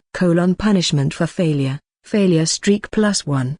Record: Clear Streak, 16, Failure Streak, 0. Race: Human. 3. Gain through qualitative evolution of the human bloodline. +30% Natural Charm, Increased Luck, Greatly Increased Life Expectancy, Greatly Increased Intelligence, System Authority Increased. Cedric clenched his hands after immersing himself in the changes on his body. Reaching Tier 4 brought a profound change in his entire being. What made him even more different was the existence of the marble-sized core silently revolving at the core of his heart. Each time it revolves, it sends out wisps of pure ki through his bloodstream, energizing him and making him stronger. He could tap into this hidden power with but a mere thought. This was his glazed core, his other source of power besides from advancing his superhuman tier. Cedric actually has to be careful now. He had this feeling that if he were to be careless, he might just destroy things at his dorm. It had to be known that this place was built for a superhuman to use. The training area was even more fortified because of this. But Cedric truly felt that if he were to summon all of his strength in one attack, he'd be damaging this property, and he didn't want to do that. His race also evolved to Human 3, bringing forth an overall increase in the boons it gives him. Due to the increase in his strength, his field of senses expanded too. From barely being able to cover the entire academy, he could now do so quite easily. The amount of detail he could perceive increased as well, and it's less burdensome to use. It is rather scary how many things he could observe, and with the help of multitask and his increased intelligence, the speed at which he processed information was mind-boggling. Too, he felt as if there was literally nothing that could escape his senses. Realizing this just makes Cedric even more certain about his decision to hide his skills. If demons were to learn of this, they would certainly do everything in their power to assassinate him. And finally, the 8 light speeder skill finally made some progress, now reaching LV.76 after so long. This meant that, because of his breakthrough, his body became much stronger and could endure faster speeds. He's getting closer and closer to having his explosive speed equal to the speed of light, and frankly, he can't wait for the day when he reaches that. Aside from the changes within him, he also discovered that his hell dive task changed too. An hour was added to the time requirement. He has to last for 6 hours twice in purgatory, bringing it to a total of 12 hours. He could only smile wryly at this. He's powerless to change Akela's opinion, so he could only do his best. Overall, Cedric experienced a massive boost in his strength. He also received heavier responsibilities, but nothing too daunting for him at this point. With his increase in strength, he felt more prepared for the upcoming patrol mission. He still had some additional preparations to do, but in terms of strength and abilities, this is as good as it could get right now. Through the next 2 weeks, the freshman students made their preparations for the mission. Some trained like hell, others prayed to all saints and gods to keep them safe. They were given a 2-day leave to inform their family about this. Most of them took it, while others, including Cedric, remained. Cedric's family was dead, so there's nothing for him to visit. He could have returned to his actual home at the Black Thread City, but there's nothing for him there either. Erica and Chrissy still haven't returned from their mission, so he's utterly alone right now. He didn't feel like visiting bars or clubs either to have fun, since it was just going to be a waste of time. With no other options left, he could only stay and stave off the loneliness he felt. It's not that bad yet, and he could still endure it. He just hopes that the girls return soon. Just like that, days passed by quickly and the day of their departure arrived. The freshman students were all gathered at the plaza, waiting for the rest of their batchmates to arrive before leaving. Cedric was already here, packed and ready to go. Aside from a small backpack filled with a change of clothes and sealed rations, he bought nothing else. He even left his inventory mostly empty by placing them at a bank. And just to prepare for the worst scenario, he signed a will. Yes, he did. It says that if something were to ever happen to him during this excursion, all of the assets he had, wealth, status, treasures, etc., would all be transferred equally to Erica and Chrissy. If the girls are unavailable to claim this, they will all be donated to RMC and his chosen orphanage. Of course, Cedric wasn't planning to die out there. It's just for the worst-case scenario. It wouldn't hurt to be prepared, that's all. Cedric noticed that just like before, Orion was already here with them. He was just hiding his presence nearby, waiting until every student appeared or until the agreed time. As soon as the last student arrived, Orion calmly broke his cover and appeared in front of them like a ghost. He regarded the freshman with serious expression before saying, "I hope you already prepared well, because whether you're ready or not, we will be leaving now." Orion then whistled, and all of a sudden, a portal appeared behind him. From there, a flying bus emerged, honking merrily as it approached the nervous students. "Get in, all of you," Orion commanded. The freshmen scrambled to get it to the bus, as if their seating location would change anything. Cedric didn't even bother competing with them. He waited until the majority of his batchmates got in before getting in himself. He already knew that the first 3 rows of seats closest to the driver were empty, because he had seen it with his senses even before he got in. Shrugging to himself, he chose to sit in the second row to the right, next to the window. As soon as everybody was in, Orion signaled the driver to move along, and the bus began to fly. "The Starlight Royal Academy is close to the eastern walls," Orion announced to get their attention. That's where we're headed today. Your mission is simple. Once we got there and you've settled in, You'd be divided into groups of 5. The team you get is final, so be professional and work together. Each team will be assigned a team leader coming from the military camp. They'd be supervising your mission and will teach you how to do it properly. Take note that they are not your babysitters. Once there, you are expected to respect and follow their law, and should you violate any of their rules, even the headmaster wouldn't be able to save you from their punishment. Orion's words caused the already nervous students to feel more dread creeping up their spine. If I were you, I'd treat this seriously. If you think that I was just scaring you when I said that you might die here, then you're done for. Remember that you signed something pertaining to that. Those are official documents for a reason. We wouldn't go that far for a mere prank. The students gulped nervously. Nobody really doubted his words. Openly, that is. For some students, some of part of them wished that this was indeed just a prank and that the instructor was just testing their resolve. However, from what Orion said and how serious he looked just now, it seems that it truly isn't a joke or a prank. They might really be in danger here. A bout of silence permeated the bus. The students were starting to feel nervous, especially those who were looking out the window because they could see that the skies were turning darker and darker even though it was supposed to be morning right now. Alert! You are approaching the border of human territory. Please be advised that your signal with the Akela system will start to become weaker the further you go in. System functions might stop working after a certain distance. If you didn't mean to arrive at this location, please turn around and leave. The area behind the walls is filled with dangers that not even the system could accurately calculate. Cedric wasn't the only one who received this notice. Alert! You are approaching the border of human territory. Please be advised that your signal with the Akela system will start to become weaker the further you go in. System functions might stop working after a certain distance. If you didn't mean to arrive at this location, please turn around and leave. The area behind the walls is filled with dangers that not even the system could accurately calculate. Cedric wasn't the only one who received this notice. That much was obvious by how at least 90% of the students suddenly froze in their seats. As if the fact that they were riding a bus to get there wasn't enough, the system kindly decided to warn them just to drive the idea home.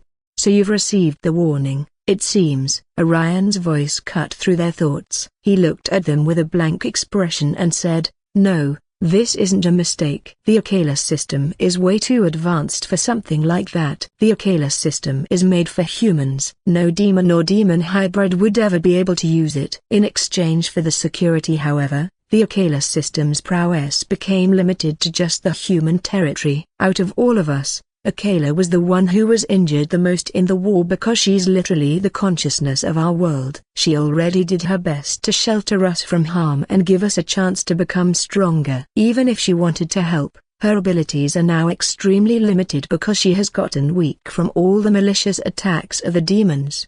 At least 75% of Prime Earth had been lost to demons. In Akela's case, that's 75% of her actual body. It's already a miracle that she's still alive. Each day passed, the demon's corruption gnaws deeper and deeper into her flesh, consuming and changing her. If the demon race conquers the last 25% of this world, meaning if we lose what territory we have left, then it's safe to say that we will then be extinct. Don't hope for mercy because demons wouldn't let us be after defeating us. Because her power is limited to our territory, it would make sense why the Akela system would lose functions the deeper you go into the outer world. Don't worry though, your mission is to just patrol the borders. We won't send you to the jaws of hell.